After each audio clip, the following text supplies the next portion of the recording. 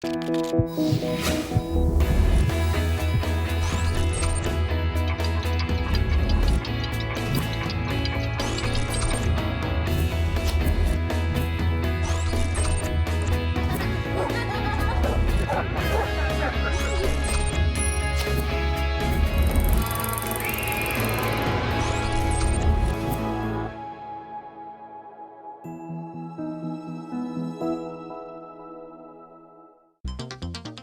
a una persona se le diagnostica la enfermedad de Alzheimer, también se está anunciando un cambio de estilo de vida para sus familiares y sobre todo para su cuidador principal, ya que es la persona que suele soportar la sobrecarga física y emocional.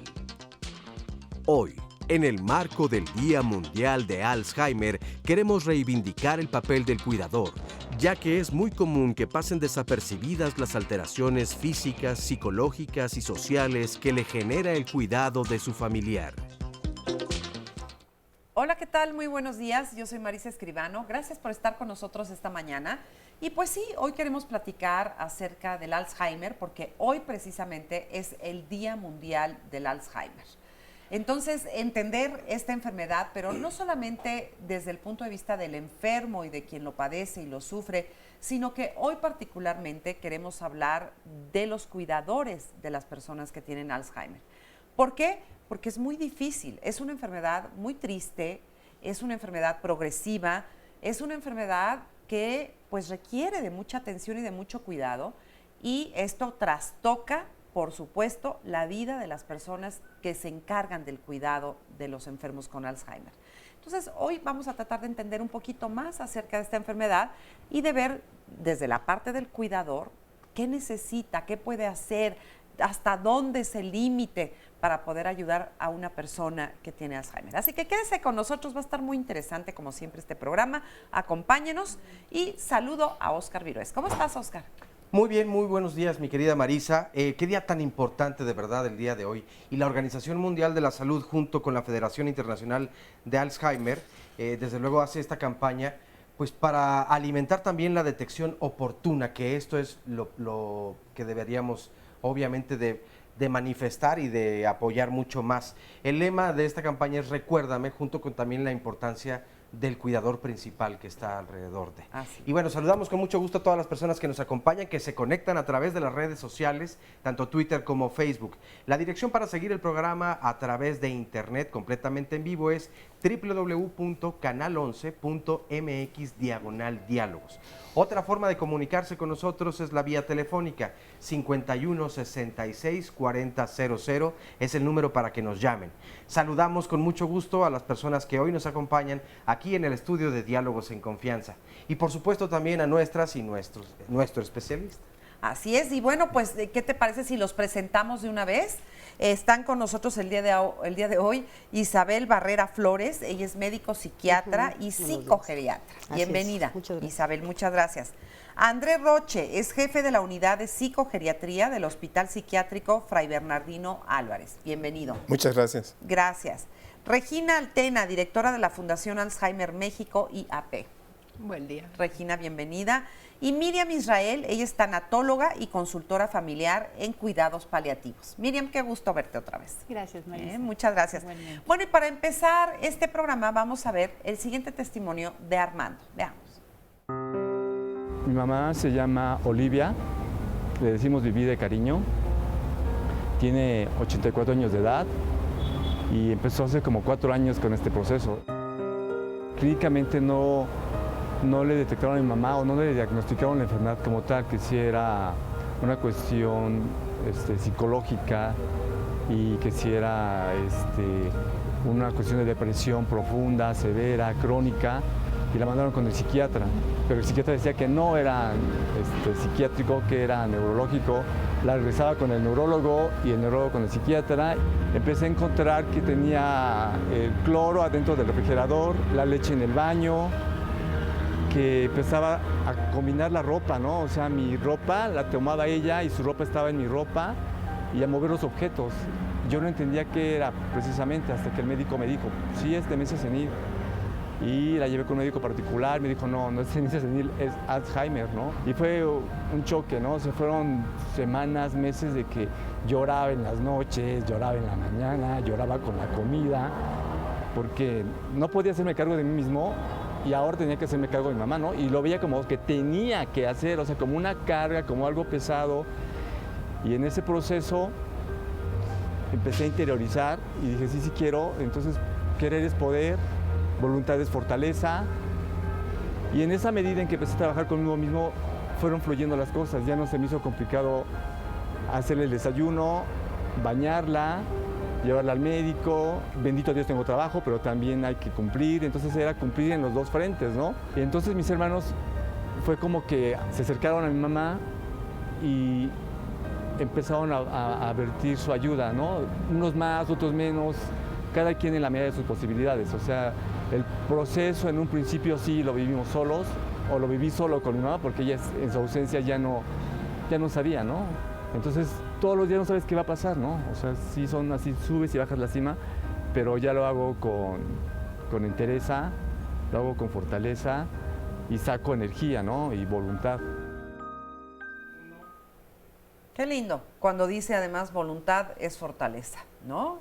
Pero sí se requiere de una enorme dosis de paciencia también, porque son situaciones muy difíciles y muy complicadas. Sin olvidar además que estamos hablando de emociones y de sentimientos y que para un hijo es verdaderamente duro y difícil sentir que tu madre, quien te dio la vida, o tu padre, pero en este caso pues creo que es más común entre las mujeres, ahorita lo vamos a averiguar, que tu madre ya no sepa quién eres, no te reconozca. O sea, trae implicaciones además esto psicológicas y emocionales muy importantes también para las personas que los cuidan, para sus familiares. Pero bueno, platiquemos entonces con nuestros especialistas y yo creo que sería muy importante empezar por aclarar para que la gente entienda lo que es el Alzheimer, porque lamentablemente nos hemos burlado tanto de esta enfermedad, lo usamos como una palabra muy cotidiana, se te olvida algo y dices, ay, es Alz que me está atacando. Y a veces jugamos tanto con esto que ya no sabemos de verdad cuál es la diferencia o qué estamos implicando cuando decimos la palabra Alzheimer, ¿no? Bueno, Alzheimer es una de las discapacidades, podemos decir, bastante frecuente en el adulto mayor. ¿Es una demencia? Se incrementa con la edad el riesgo de presentarla, a mayor edad más riesgo de presentación. O sea, demencia sí se puede considerar dentro del grupo de demencias, aunque ya la Asociación Psiquiátrica Americana ya está proponiendo términos como trastorno neurocognitivo, que puede ser leve o mayor, dentro del cual pues ya se incorporaría la enfermedad de Alzheimer. O sea, ya se trata de quitar esos términos que pueden ser peyorativos, ¿no? ¿Cuál es peyorativo? Por ejemplo, demencia. ¿Sí? Okay. El caso que nos presentaron es un ejemplo. O sea, se les decía que demencia senil, o sea, que ese es un pleonasmo, que es un término totalmente inadecuado. Entonces, se llegaba a usar para muchísimas cosas. No, o sea, hay una clasificación ya en base a áreas, a habilidades que tiene la persona, y en base a esos rubros se hace una clasificación más precisa hoy en día, sin usar términos que son peyorativos o que pueden ser segregar a la persona, ¿no? Okay, claro. Ahora, es importante señalar esto, que una vez que se presenta, el problema es de que la detección se hace muy tardía, se tarda entre 5 y 10 años en hacer el diagnóstico. Muchas veces se dan manejos inciertos, se dice que es psicológico, se les da vitaminas, se les hace estudios, y bueno, debemos de reforzar que se haga el diagnóstico más temprano, ya que contra más temprano se haga, más expectativas va a tener la persona de tener mejor calidad de vida y de recibir un mejor tratamiento. ¿Sí? Ahora, lo característico de esta enfermedad es de que se pierden las capacidades de autonomía. Claro. Y eso hace necesario que la persona tenga un cuidador, y precisamente, pues así como lo vimos en el caso que se presenta, pues ahí hay que manejar las emociones, ¿no? Porque claro, la persona pierde la memoria, pierde la capacidad de comunicarse, pero sigue siendo un ser humano, tiene emociones. El familiar también tiene emociones, y todo eso se debe de manejar para que la persona tenga una calidad y una dignidad. Claro, además, ahorita vamos a platicar mucho de eso. De hecho, lo que acabas de decir con la demencia senil, tenemos un problema fuerte en la sociedad, porque pues sigue siendo un estigma, ¿no? Ajá. Es lógico, es normal, se pone mayor, se le olvidan las cosas, entonces no tenemos nada que hacer porque además no hay respeto al adulto mayor. Nadie cuestiona de que hay que llevar a los niños al pediatra, pero pregunten cuánto llevan a sus adultos mayores al geriatra. Pues nadie, ¿no? Además, otra situación, realmente creen que solo a los ancianos se les da demencia. Sin embargo, ya hay datos donde realmente hay edades más tempranas, porque el Alzheimer puede ser una demencia que es degenerativa primaria, o sea, no tiene otro origen, y pueden ser demencias que empiezan ya desde los 55 años, que son demencias preseniles que antes se llamaban, pero que definitivamente se pueden confundir con otro tipo de patologías, ¿no? Es que fíjate que por eso es tan complicado, yo creo que saber cuando se está hablando de Alzheimer o de otra cosa, porque ¿cuál es la diferencia? Sí, sobre todo son cuestiones de que tiene que hacer valoraciones clínicas. Y efectivamente, el caso que nos presentó Armando es justamente el problema. Anda de un especialista a otro, los tratamientos se desplazan, la familia se desintegra, genera muchísimo conflicto y el diagnóstico no aparece por ninguna parte. Y además, otra cuestión, en el adulto mayor, la patología que es múltiple, o sea, a la depresión se puede confundir hasta con un problema cognitivo. O sea, el cognitivo quiere decir que tiene afectación de la memoria, que tiene afectación del habla, que tiene problemas de alteración de control de esfínteres, personas que ya empiezan a orinarse, a evacuarse, y sin embargo son cosas que pueden ir fluctuando o pueden permanecer estables. Por eso es importante la valoración clínica para ver la estabilidad del diagnóstico y darle el tratamiento oportuno, porque insisto, la depresión, el delirium, el delirium se presenta en conjunto con muchas otras patologías, hasta una neumonía, que generalmente en el adulto mayor no te da con fiebre, te da delirium y luego dicen no es demencia, y entonces ya por cualquier cosa tachan de demencia. Te da y se quita cuando Así es eso, ¿no? Así es, y entonces por eso es que se remiten cuadros de deterioro cognitivo, pero se tienen que evaluar. Desafortunadamente todavía no tenemos como toda la infraestructura para como que apenas tiene poco que se dio la vigilancia epidemiológica para justo ver esta cuestión donde de pronto la edad está incrementando, nuestra población está envejeciendo, y no por el hecho de que todos sean, que vayamos hacia la parte del adulto mayor, quiere decir que todos vamos a tener problemas de demencia.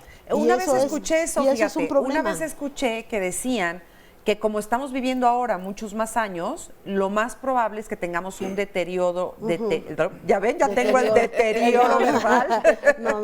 que tengamos cierto tipo de daño, digamos, y que con el tiempo todos vamos hacia tener este tipo de cosas. Se Es que supone que aumenta todos la podemos prevalencia. tener Alzheimer a los 140 años. Ajá. El problema es cuando el cerebro de los 140 años tú lo tienes a los 50, ¿no? Sí. O sea, es un proceso de envejecimiento acelerado. Ahora, algo importante y que sí hay que recalcar es la negación que existe, ¿no? Como lo decía la compañera de la Asociación de Alzheimer, Isabel, ¿no? Se tarda mucho en hacer el diagnóstico. ¿Por qué? ¿Por qué? ¿Pero quién Porque se lo tarda? negamos. O sea, ¿Se tarda el paciente o se tarda el médico? se tarda tanto el médico lo niega, como lo niega el mismo paciente. ¿sí? Y la O familia. sea, son cosas que Y la muchas familia. veces no son fáciles de aceptar, pero bueno, si se acepta temprano, hay una mejor expectativa de manejo, una mejor planeación, y los fármacos que tenemos para ayudar a las personas con esos problemas actúan de manera más eficiente, porque todavía tenemos bastantes neuronas en las cuales podemos intervenir farmacológicamente.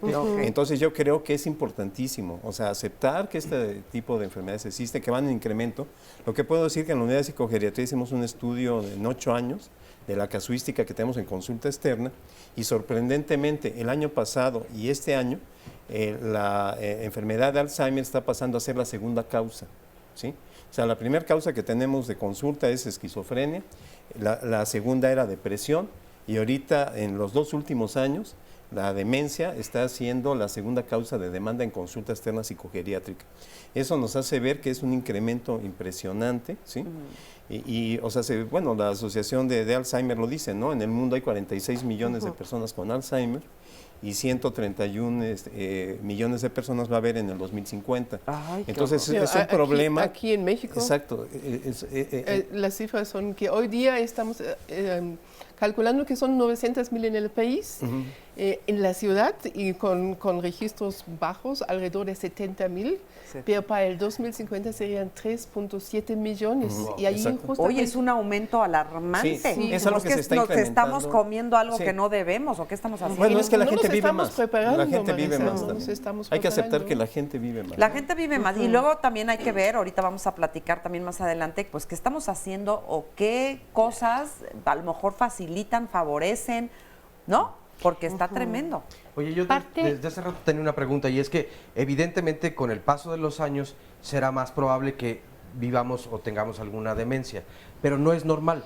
No, es una entidad no. patológica que va a mermar tu calidad de vida, tu autonomía, te va a hacer dependiente de una persona. Perdón, y eso Ahí tiene lo que ver- importante es que se detecte temprano, ¿para qué? Para que se mantenga la autonomía por más tiempo. Claro. Eso tiene que ver mucho también con la cuestión de la calidad de la vejez. La calidad de vida en la vejez es algo que se tiene que empezar a trabajar desde ahora. Sí. O sea, son cuestiones que tenemos que ir cambiando referente a las cuestiones de los hábitos o algunas, la cuestión alimenticia, la de hacer ejercicio, son actividades que se nota que impactan a nivel cerebral y que definitivamente es algo que tenemos la manera de disminuir los efectos secundarios del daño neurológico que se esté dando por sí solo. A eso hay que entrar Así es. luego para que me digas nada más, Miriam, vamos a dejar hablar a Miriam, que no le hemos dejado. Espérame, déjame que hable también. Bueno, es que este tema me tiene fascinada. La verdad es que...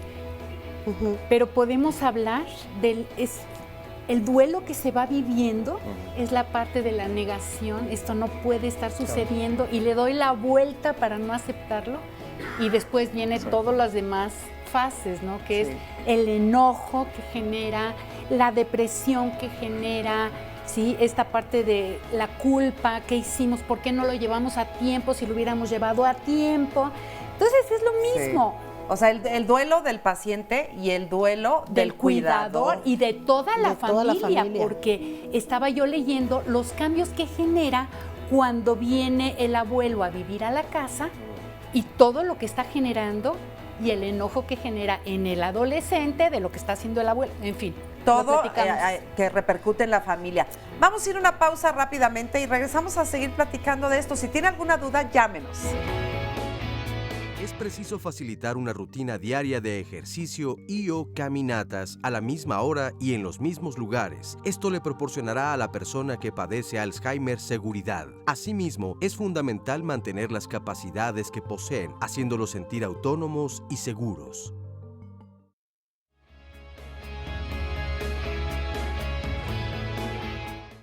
Bueno, pues ya estamos aquí de regreso y creo que nos urge mucho como entender específicamente en qué consiste el Alzheimer. Yo una vez pregunté, porque pues llega uno a cierta edad en donde se te empiezan a olvidar las cosas, se te olvidan los nombres, ¿no? Traes aquí la cara de la actriz o del actor, pero no puedes decir el nombre. Entonces, esta es una duda que yo creo que muchas personas tenemos de si estos podrían ser unos primeros datos de alguna enfermedad de Alzheimer. Y una vez alguien me lo dijo así de simple. Me dijo, Marisa, no es lo mismo que se te olvide dónde dejaste las llaves a que se te olvide para qué son las llaves. ¿No? Entonces, ¿estarías de acuerdo, Regina? Completamente. Fíjate, la cuestión no es tanto, nosotros siempre decimos, mientras te recuerdas que hayas olvidado algo, todo está bien. Sí, ¿no? exacto. Mientras tengas la memoria, digamos, de saber que algo se te olvidó. Exacto. Okay. Lo que pasa es que las personas con Alzheimer ya no recuerdan. Y como bien dices, no saben para qué sirven los objetos. Entonces ya no se acuerdan para qué sirve la pluma, la taza del baño, el plato. Entonces paulatinamente van perdiendo las funciones. Es muy importante lo que decíamos hace rato, que no es una cuestión normal, no es inherente a la vejez, siempre es una enfermedad y siempre hay que darle tratamiento. Yo creo que ese es uno de los mensajes más fuertes.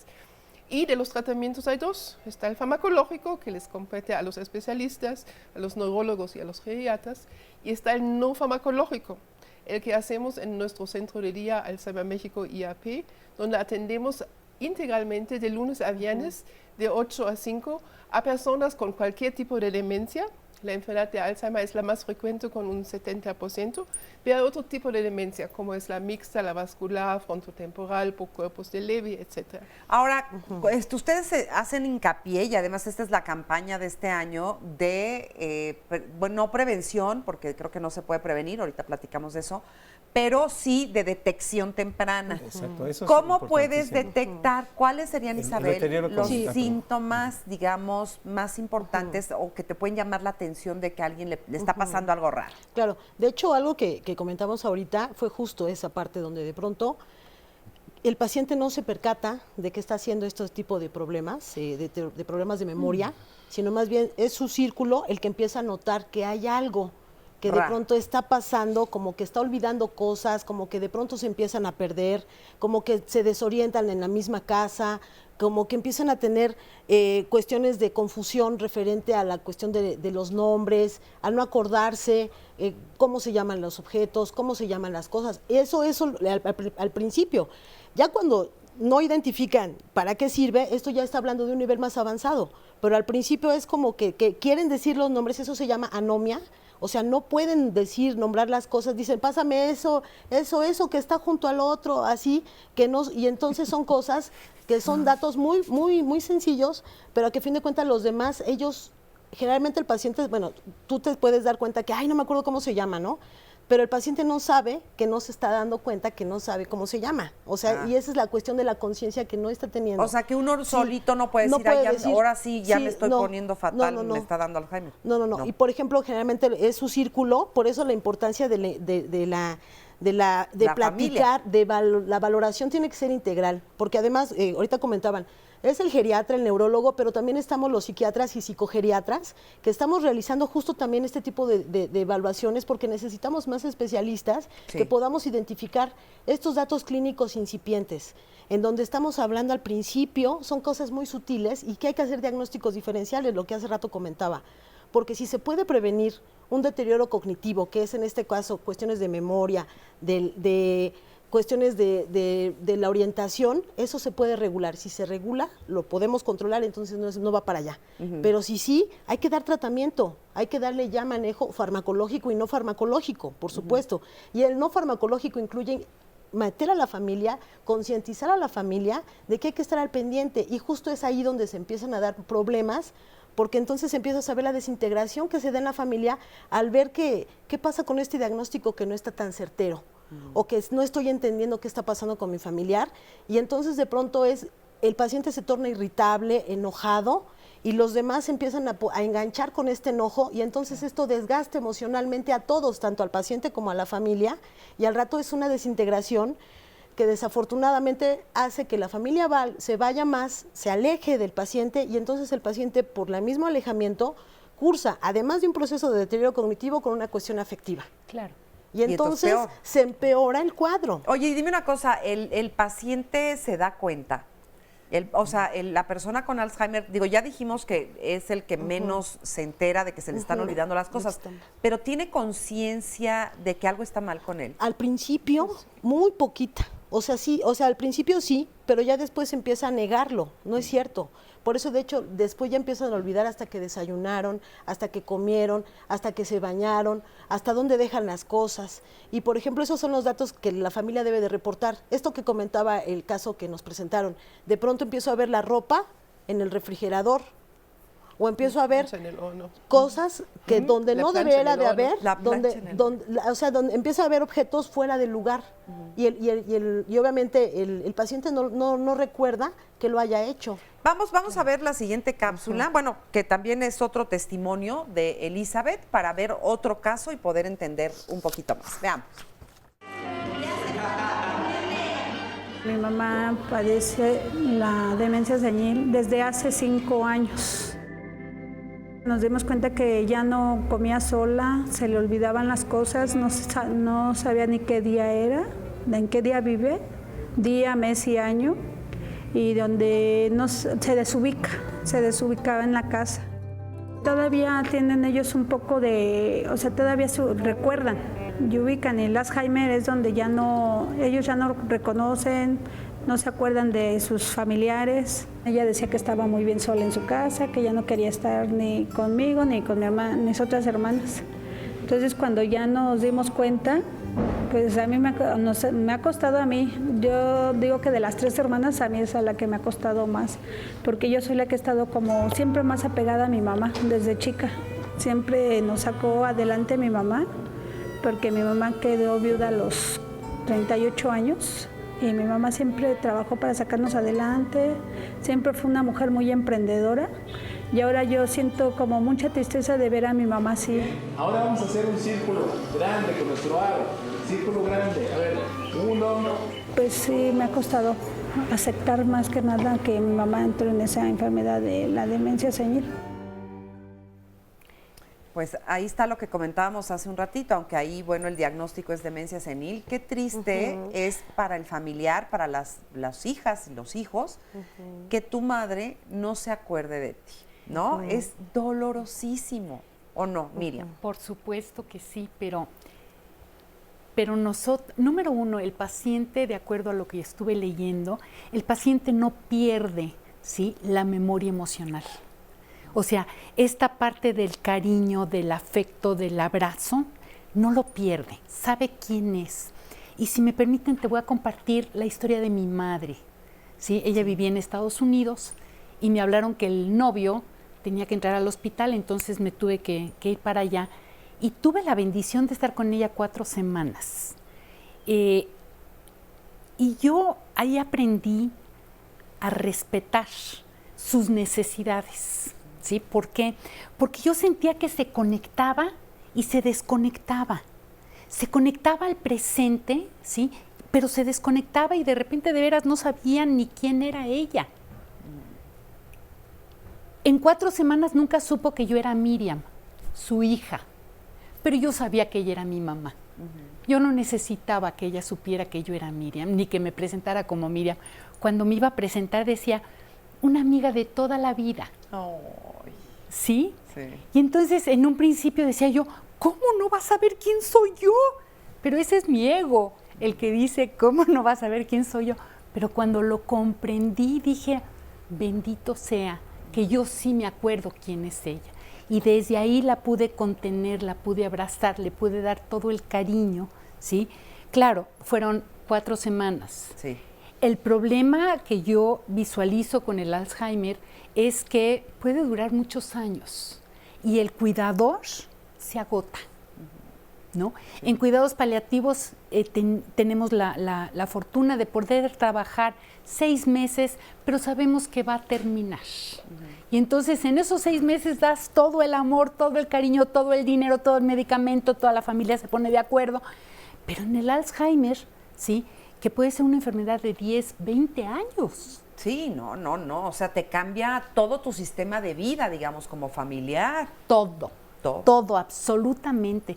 Y entonces no es tan fácil el manejar esta cuestión de las emociones, como lo comentaban aquí, claro, te duele mucho. Y primero es esto, no puede estar sucediendo, y después hay un gran enojo. ¿Cómo te fuiste a enfermar? Sí. ¿Cómo me fuiste a cambiar mi vida? ¿Cómo te, o sea, sí, porque ya no puedo salir, ya no tengo amistades, porque ya no puedo ir al cine, porque te tengo que estar cuidando. Y hay un reclamo. Hay un gran reclamo. ¿No? Y fíjate lo que te voy a decir, muchas veces sucede esta parte de, en el fondo, deseo que fallezca. ¿Sí? No porque no la quiera, sino porque la amo, pero yo también me amo a mí misma y tiene que poner un fin. O sea, quisiera yo ponerle un fin. Claro, no le voy a meter ni una pastilla ni una inyección, pero quisiera que termine esto. Sí. ¿No? Sí. Perdón, referente a eso del deseo, es algo muy complicado, porque definitivamente también se empiezan muchas cuestiones de sentimientos de culpa terribles. Claro. De los familiares. De los familiares sí, que generan mucho más resistencia a estar cerca del paciente. O sea, es una separación que puede ser complicada si no hay un acompañamiento, que de pronto haya información que fluya entre los dos caminos, tanto entre el paciente como el familiar, para que puedan comunicarse. Lo que estás diciendo. Enseñarnos a comunicar. También es una labor importante aprender a comunicarnos, sobre todo cuando son los cuidados que se tienen que tener ya con el paciente muy sintomático, que olvida, que se olvida de cerrar la llave, que se olvida de poner la cuestión del gas,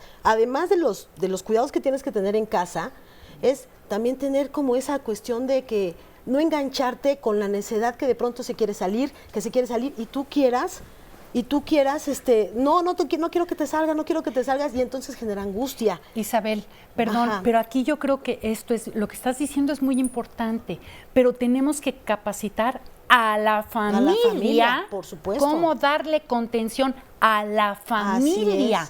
¿Y a o sea, quién le toca hacer eso? en un momento. O sea, ¿con quién acudes? Bueno, Porque el hay un médico equipo. Es muy no creo que es que lo importante. haga. Bueno, mira, ahí es muy importante entender que el tratamiento en esta etapa de la vida y especialmente ante esta patología no solamente es del paciente. No. O sea, aquí tú tienes que hacer una detección muy temprana del familiar, de la familia y del cuidador y una planeación de ese manejo, porque lo que está sucediendo aquí es de que si no se atiende, el estrés lleva a una situación de depresión al cuidador y en esa situación de depresión pues ya se genera una situación de mucha agresividad y culpa. Eso se llama colapso del cuidador. ¿Sí? Sí. Muchas veces hasta se puede requerir un internamiento del paciente para atender el colapso del cuidador. Porque es cierto, hemos sabido de casos que incluso hasta tienen un plan para matar al paciente porque están desesperados, Sí. el sufrimiento es terrible y la crisis, si no se atiende oportunamente, pues lleva a un desenlace fatal, ¿no? O el Entonces, cuidador que aquí tiene es- que ser internado porque ya Claro, está también, quemado. sí, también. Así es. El que se Sí, quema. entonces ese es un diagnóstico que habitualmente, digo, pues, lo manejamos los psicogeriatras, ¿no? Pero el resto de médicos, o sea, a veces No, quieren no. nada más atender al paciente, paciente. sin considerar el entorno, ¿no? Así. Mira. Y a tu pregunta, Marisa, ¿a dónde acudir? Bueno, en primer lugar a los centros de día, porque nosotros realmente ofrecemos un respiro a la familia. Sí. Porque durante el día, de lunes a viernes al menos, están cuidados profesionalmente y están estimulados. Porque lo que ofrecemos son 5 programas de manera interdisciplinaria, que es psicología, enfermería gerontológica, gericultura, que es la asistencia directa al adulto mayor, terapia física y trabajo social. Entonces, esta integralidad es muy importante porque, y a la vez trabajamos con la familia. A través de la estimulación permanentemente lo que podemos hacer es lo que conocemos como la plasticidad cerebral, poder ir estimulando. No podemos hacer cura, pero podemos hacer que el progreso de la enfermedad sea lo más lento posible. Este lo llamamos ralentización. De hecho, estamos participando en una investigación para ver el índice de ralentización. Ok. Eso es muy importante, ¿no? Sí, porque también lo estábamos comentando un poquito fuera del aire con el doctor. Las investigaciones son en el área médica, no tanto en el área social, pero es muy importante ante la magnitud de que nos preparemos, que estos cuidadores también se preparen y que podemos ofrecer esta ayuda, digamos, acompañando a la familia para que se respira, puede tener sus actividades normales y puede tener continuidad con los ejercicios que hacemos. Perfecto. Y tenemos muchas llamadas telefónicas, comentarios. Vamos contigo, Oscar. Muchas gracias. Pues nos dice Cari Murillo o nos pregunta, ¿cuáles serían los factores para que alguien padezca Alzheimer? ¿Cuál es la diferencia entre demencia y Alzheimer? Nos pregunta también José C. Salgado. Luis Edgar Cutiño nos dice, para evitar la enfermedad se recomienda la lectura, juegos de mesa, entre otras actividades, e iniciarlas desde corta edad. Por otro lado, nos comparte un anónimo, tengo un tío, tengo un tío al cual le detectaron hace un año una demencia multifactorial. Se valoró con varios médicos y se le dio un tratamiento. Al final, cuando se le lleva al seguro y el médico que lo atiende le dice que ya no tiene caso darle tratamiento. Él perdió la movilidad por completo, empezó a dejar de comer y está en este momento hospitalizado. Ya le tuvieron que colocar una sonda gástrica. Y dice, quisiera saber dónde acudir para ayuda a los familiares. Laura Buendía Paz, el familiar o cuidador primario debe estar preparado para esta pérdida. El acompañamiento tanatológico sería lo ideal, ya que es el proceso de una pérdida. Cristina de Los Ángeles, la demencia o el Alzheimer puede ser temporal o es permanente. Al parecer mi mamá lo padece, sin embargo, su comportamiento es diferente para los que vivimos con ella y las personas que están afuera. Alfonso Cruz, ¿cómo obligar a los hermanos a que apoyen al cuidador y no recaiga la responsabilidad solamente en uno de los hijos? Salvador Espinosa, ¿cómo se puede prevenir? ¿Esto es hereditario? ¿Qué tipo de alimentación debo tener para no desarrollar la enfermedad? Floridalma Chávez, ¿quién debe tratar a una persona con Alzheimer? ¿Un psicogeriatra o un neurólogo? Y yo me preguntaba también, Yo desde niño la verdad es que siempre he considerado, tengo muy mala memoria y he olvidado nombres y muchas cosas desde la niñez. ¿Esto es natural o no? Pero bueno, ese es un tenemos que hacer estilo. una pausa. No se va. Quédate con la duda, Oscar Vives. A ver si te acuerdas. Para evitar el extravío del enfermo con Alzheimer, es fundamental proteger el hogar con cerraduras y sistemas de seguridad, además de utilizar pulseras de identificación por si llegara a perderse.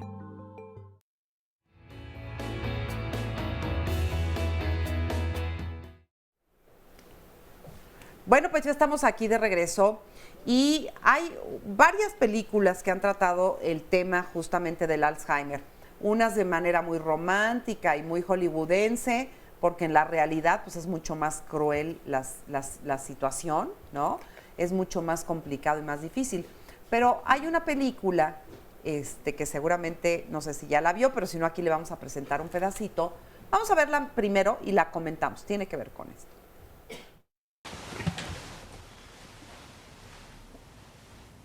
¿Por qué no reaccionaste? ¿A qué? ¿A qué? A todo, a mí. ¿Cuándo? Hace un momento. Por favor, dime qué ocurre.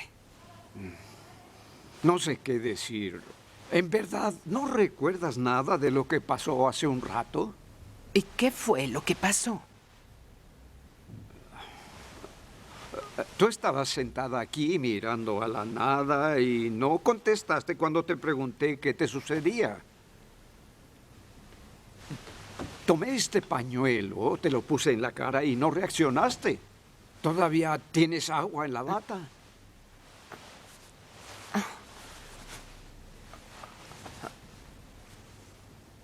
¿Cuándo pasó? Pasó ahora, hace unos minutos.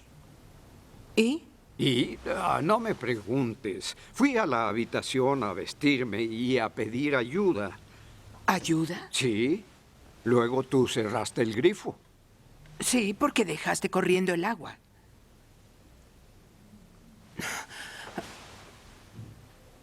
No lo comprendo. Yo tampoco.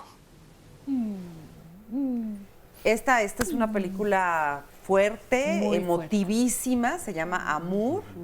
Y vamos a ver otros fragmentos de esta película a lo largo de este programa. Pero bueno, en esta parte inicial estamos viendo justamente cómo empieza a haber cosas raras, ¿no? Circunstancias raras que la persona que las padece pues no las entiende. Claro, también está la de un diario de una pasión. Ese es el que digo que está muy romántico, muy lindo, pero pues la realidad ojalá fuera así de, ¿no? Claro, pero ahí nos muestra también cómo sí se puede manejar. Oye, pero una pregunta, justo ahorita que estabas mencionando eso, en esa película, por ejemplo, del Diario de una Pasión, ella de repente tiene como un regreso, o sea, de repente sí regresan. Sí. Así es en la vida real, André, o sea, tienen regresos. Sí, bueno, eso se llama reminiscencias. O sea, es lo que le da sentido a la vida de la persona con una demencia, ¿no? La reminiscencia es que recuerdan momentos importantes emocionalmente de su vida y como si los volvieran a vivir. Y eso es lo que le da un sentido a su existencia. O sea, las cosas recientes no las recuerdan, pero cosas antiguas sí. Y la terapia debe basarse en esos recuerdos. ¿Y hay momentos en donde el paciente tiene de repente esta sensación de estoy mal? ¿Algo me está pasando? ¿Tengo angustia? Sí, sobre todo en los estadios iniciales hay una clara conciencia de lo que la persona tiene. Claro. Por eso es importante una valoración temprana, porque la persona al inicio está incluso capacitada para hacer un testamento, para planear su vida, para organizar sus bienes. Si esta detección ya se hace en un estadio más avanzado, obviamente la persona ya no tiene esa capacidad, ¿no? Sí. Entonces, por eso la pregunta que hicieron de si hay prevención o detección temprana. Bueno, yo sí quiero señalar aquí y recalcarlo, de que existe algo que se llama deterioro cognitivo leve. O sea, es la queja subjetiva de pérdida de la memoria por el paciente. O sea, el paciente dice, se me olvidan las cosas, y hay un familiar que lo corrobora. Sí. Eso se llama deterioro cognitivo leve.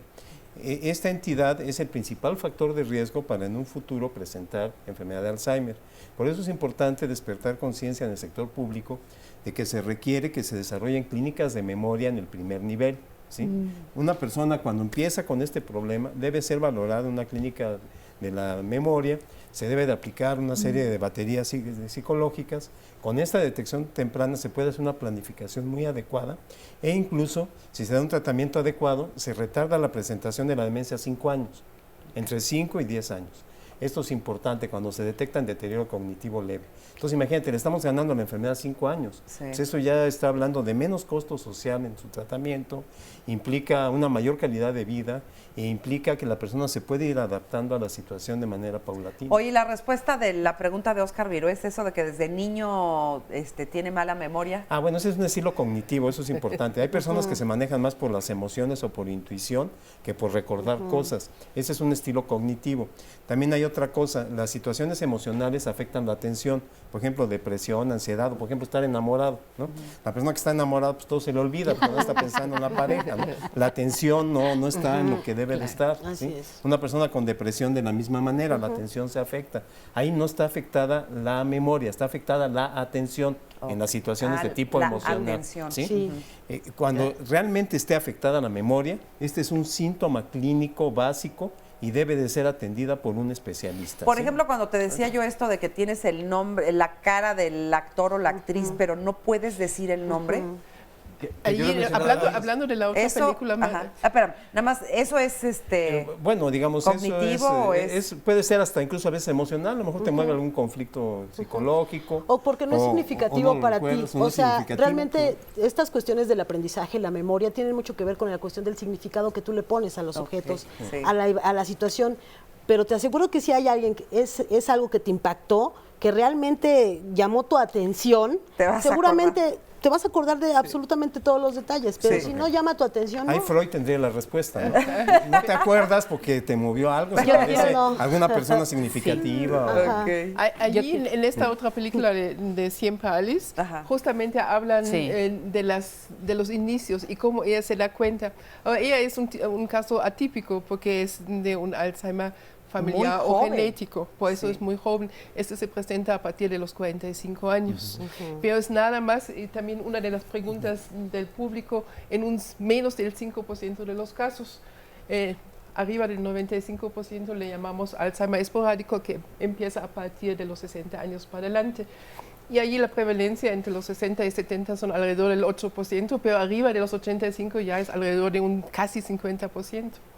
Entonces va aumentando con la edad. Los años. Pero esta profesora en la película, que además obtuvo el Oscar, Julianne Moore. Sí, buenísima película. Sí, ella justamente empieza y ella además es un caso de la vida real, profesora de lingüística, y no es que ella tiene un problema de encontrar las palabras. Sí.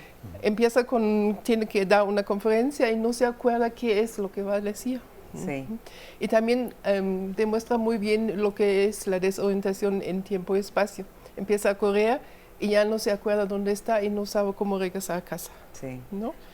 También hay otra película en Alemania que todavía no llega aquí, está muy bonita, Miel en la cabeza. Ajá.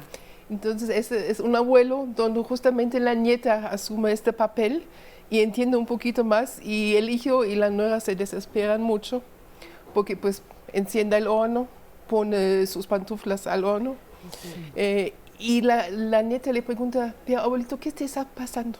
¿Qué sientes? Es que me siento como que tuviese miel en la cabeza, es que todo está pegado. Híjole, qué cosa tan metafórica y tan simbólica, ¿no? Qué fuerte. Ahora, ahorita que estás diciendo eso, ¿les da más a las mujeres que a los hombres? No, bueno, en este caso lo que pasa es que la esperanza de vida de las mujeres es más elevada y por eso se presenta más en esa cuestión. Por muchos factores de riesgo, las mujeres vivimos más que los hombres y por eso es más alto. Quiero volver un poquito a esta cuestión del colapso del cuidador, perdón que me regrese un poco, pero porque justo este es el problema que pasa mucho en la familia, y decías tú del manejo, ¿a quién tienen que acudir o qué pasa? Debe haber una asesoría, un acompañamiento. Afortunadamente son situaciones que se tienen que empezar a hablar. Este tipo de programas hace eso, o sea, de pronto esta difusión donde de pronto decimos vamos a ponernos de acuerdo. Y yo sé que muchas veces la familia tiene mucho resentimiento hacia el adulto mayor. pero también es como también tener miedo a nuestra propia vejez. Cuando dices adulto mayor, ¿qué edad es? Pues a partir Mayor de de los los 60 años. 60. Tú todavía no llegas, tú todavía no llegas. Bueno, aquí en México Sí, es a partir o sea, de los 65. es el o término sea, adecuado, es sí, a partir de los 65, sí, es adulto mayor. Sí, Te ancianos. falta mucho. Así es, sí. Sí, No, porque y de anciano hecho, es peyorativo. Así es. senil, Oye, todo eso son vivimos palabras en una peyorativas. época en donde todo es peyorativo y todo ofende y Ay, sí. no le digas viejo, Ajá. no le digas no sé qué. Sí, es que nadie Así debe es. ser excluido por diagnóstico, Así por es. No, edad. estoy de acuerdo, No, pero no. tampoco De por hecho, también creo pero, que tiene de hecho, su razón. Perdón, el Tiene término razón de que se demencia, cambie el término demencia senil dentro de todo Sí, no, eso. era peyorativo justo porque decían, como está viejito le da, ya tiene demencia. Sí. Y no es así. Sí. La idea es que también hay que ir revolucionando Exacto. la visión del adulto mayor. No todos los adultos mayores tienen Pero las mira, 3 cada Ds, año o cada ¿no? sexenio le van cambiando el título, ¿no? Así y ahora es. es adulto mayor. Personas mayores ahora ahora. son Personas mayores, personas sí. mayores, ya no es adulto mayor.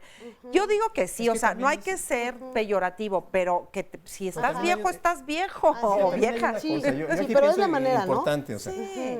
las personas, o sea, no son diagnósticos, son personas, ¿no? Sí. Entonces, desde ese punto de vista, también las clasificaciones, por ejemplo, la Sociedad Americana, la OMS, en fin, van quitando esta serie de términos, ¿no? Sí. ¿Por qué? Porque al final de cuentas el término hace una etiqueta y hace que se excluya a la persona, siendo que ya hoy en día pues, tenemos métodos más sofisticados de diagnóstico, incluso podemos decir en qué área está fallando la persona exactamente para establecer un programa de rehabilitación adecuado de acuerdo al lugar donde está fallando. Entonces, digamos, no es algo que sea genérico y que tenga que... de hecho, hay muchos tipos de demencia, ¿no? Estamos hablando de Alzheimer porque Alzheimer, de las demencias, que también fue una de las preguntas, Alzheimer es una demencia, es la demencia más frecuente. ¿Y cuál es la más fea? Bueno, yo diría que la de priones, ¿no? Ajá. ¿Esa que es? Creutzfeldt-Jakob, Sí, ese es por son un demencias que en 2 proceso años la persona fallece, ¿sí? Así Es por una partícula infectante que viene en la carne. Y que, ¿En la carne? Al comer carne, en Inglaterra era la La enfermedad de las enfermedad. vacas locas, ¿no? es. Entonces, Sí. bueno, decía que la reina de Inglaterra necesitaba psiquiatra, ¿no? Porque tenía las vacas locas y las nueras portándose mal, ¿no? Pero bueno, esas demencias, digo, yo siento que son las peores, Así porque es. No, en sobre 2 todo, años por una ejemplo, persona fallece, o sea, es aquí un hay otra- deterioro Referente a la rapidísimo, cuestión ¿no? de las demencias, también hay otra que es la demencia frontotemporal, que justo ahí no hay tanto problema al inicio de la memoria, sino es lo que tenemos son problemas de juicio, de errores de juicio. O sea, personas que no pueden controlar el impulso, que de pronto se ponen o muy hipersexuales o de pronto se salen muy agresivas y entonces puede ser que empiecen porque el daño está a nivel, principalmente a nivel frontal, Sí. que es donde justo es la base del juicio. Entonces, después, ya conforme van avanzando, empiezan a hacer afectación de memoria. Y son demencias que además dan en edades mucho más jóvenes. Isabel, esto que Y estás esta es la diciendo es demencia cuando frontotemporal. Cuando salen, por ejemplo, desnudos Pero a la esos son- calle. Ajá, o que se masturban así en vía pública, o sea, ese tipo de errores Ajá. que ya no hay como el control del juicio donde están colocados. Esa es la demencia frontotemporal pero también es una demencia.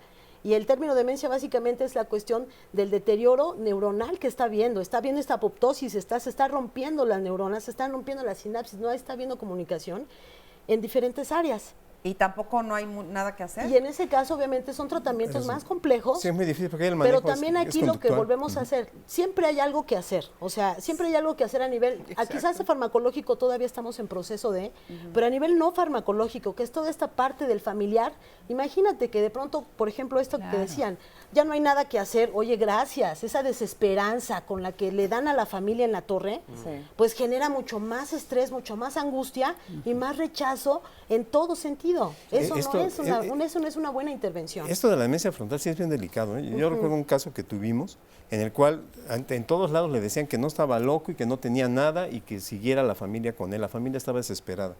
Una persona que de repente empezó a falsificar tarjetas, que decía que era asesor de ciertos funcionarios públicos, entregaba estas tarjetas, le hablaba a los vecinos para decir que los iba a secuestrar, que les dieran dinero, todo un conflicto terrible. O sea, una persona que había sido normal empezó con esta falla frontal y una serie de errores de juicios terribles, y ante la evaluación psiquiátrica, como no alucinaba, no deliraba, y no tenía problemas de memoria, no tenía problemas de memoria, pues decían que estaba normal, y la familia sufriendo, ¿no? Entonces, lo que dice Isabel es muy importante, o sea, es básico que hay una valoración de acuerdo ligado a la etapa del ciclo vital, ¿no? Eso Como es hay paidopsiquiatras que se importantísimo. dedican a los niños, también tiene que haber gerontopsiquiatras que se dediquen a los adultos, y un conocimiento gerontológico básico debe estar en el médico en general, porque también es esto. Claro. O sea, el envejecimiento no es cuando llegamos a los 65 años, ¿no? El envejecimiento es un proceso que se da toda la vida desde que nacemos. Cada día envejecemos, ¿sí? Sí. Entonces, ¿cómo lo vamos haciendo? Bueno, eso va a determinar la calidad de vida que tengamos al llegar a la edad ya geriátrica. Pero no se puede prevenir, digamos, no es algo que uno, si como muchas zanahorias en mi vida, no me va a dar No, pues es genético. O dejas de comer carne y se te El quita. riesgo es genético, pues el riesgo es genético. Es Entonces, genético. Ya lo traes en tus genes y ante Pero ciertas sí. situaciones vitales, existenciales o estresantes, Se se activa dispara. la enfermedad y en ese momento se presenta. Hay personas que tienen una depresión y secundario a esa depresión ya se activó la genética del Alzheimer o que la un depresión- traumatismo craneoencefálico. O que la depresión es el síntoma inicial del deterioro También cognitivo. puede ser, claro. Porque además, o sea, son cuestiones a lo mejor clínicas muy subjetivas, pero insisto, delicadas. tiene que ser como, la valoración tiene que ser en conjunto, el paciente y la familia. Y el médico y el equipo interdisciplinario tiene que estar así, acompañando el proceso. Claro. Sí, claro. No es de acompañando en la uno. información. No es de uno. no es de Tiene- uno. No, es muy Es complejo. todo, No es de todo un uno. equipo que tiene que estar trabajando. Así es. Mismo la tanatología puede estar ahí. Yo, por ejemplo, cuando estoy con una familia, lo primero que les digo es, vamos a poner al centro a nuestro paciente. ¿Qué es lo mejor para el paciente? ¿Qué es lo que necesita el paciente? Sí. Y de ahí todos los que estamos alrededor, ¿cómo podemos ayudarlo? Me parece que esto con un acompañamiento de un psiquiatra, de un geriatra, para que nos diga qué debemos de hacer, cuál es el camino correcto a Sí. seguir. Y además hay que estarlo actualizando a cada rato, Perdón. porque la verdad es... Y además yo le agregaría, no nada más es también un poco la cuestión del colapso del cuidador se da justo porque estamos solo viendo al paciente. Y no me Claro, veo yo, claro. no me miro. Y Claro. entonces también de pronto es como poder decir, soltar la batuta, saber que si yo lo dejo, si yo no lo cuido hoy, no le va a pasar nada. Porque además hay el cuidador primario, el que dice, sin mí se cae, sin mí no se deja bañar, sin mí no come. Y entonces es un desgaste terrible. Sí. Y entonces al rato se colapsa el cuidador, pero a la par que se colapsa el cuidador, se colapsa el paciente. Perdón, Isabel, entonces, pero perdón, ahí es en donde entra aquí- el punto de que la familia como tal Hay tienen que ver entre exacto. todos. No es nada más para ver, sí, qué es lo mejor para el paciente, pero lo mejor para el paciente es que lo cuidemos diferentes personas. Así es. Lo mejor para el paciente es que tengamos una lista de qué es lo que tenemos que Ojalá hacer. y lo dijeran así. La cuestión está que no es así. Al revés dicen, tú estás ahí con él, entonces tú Ah, ya viviste, se a ti encarga. te dejó la Y lo casa, vemos a ti en te el- dejó la sí. herencia, entonces te toca cuidarlo Esto a es ti. un problema Claro. porque lo vemos Y incluso entonces eso genera mucho... Social. lo vemos en el área de hospitalización. Claro. Eso ya desde maestros antiguos como Patiño lo decía.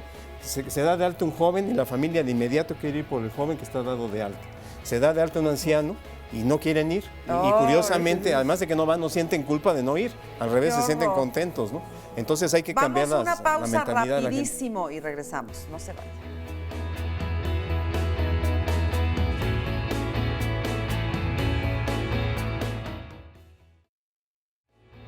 Regresamos a Diálogos en Confianza, qué bueno que continúan con nosotros.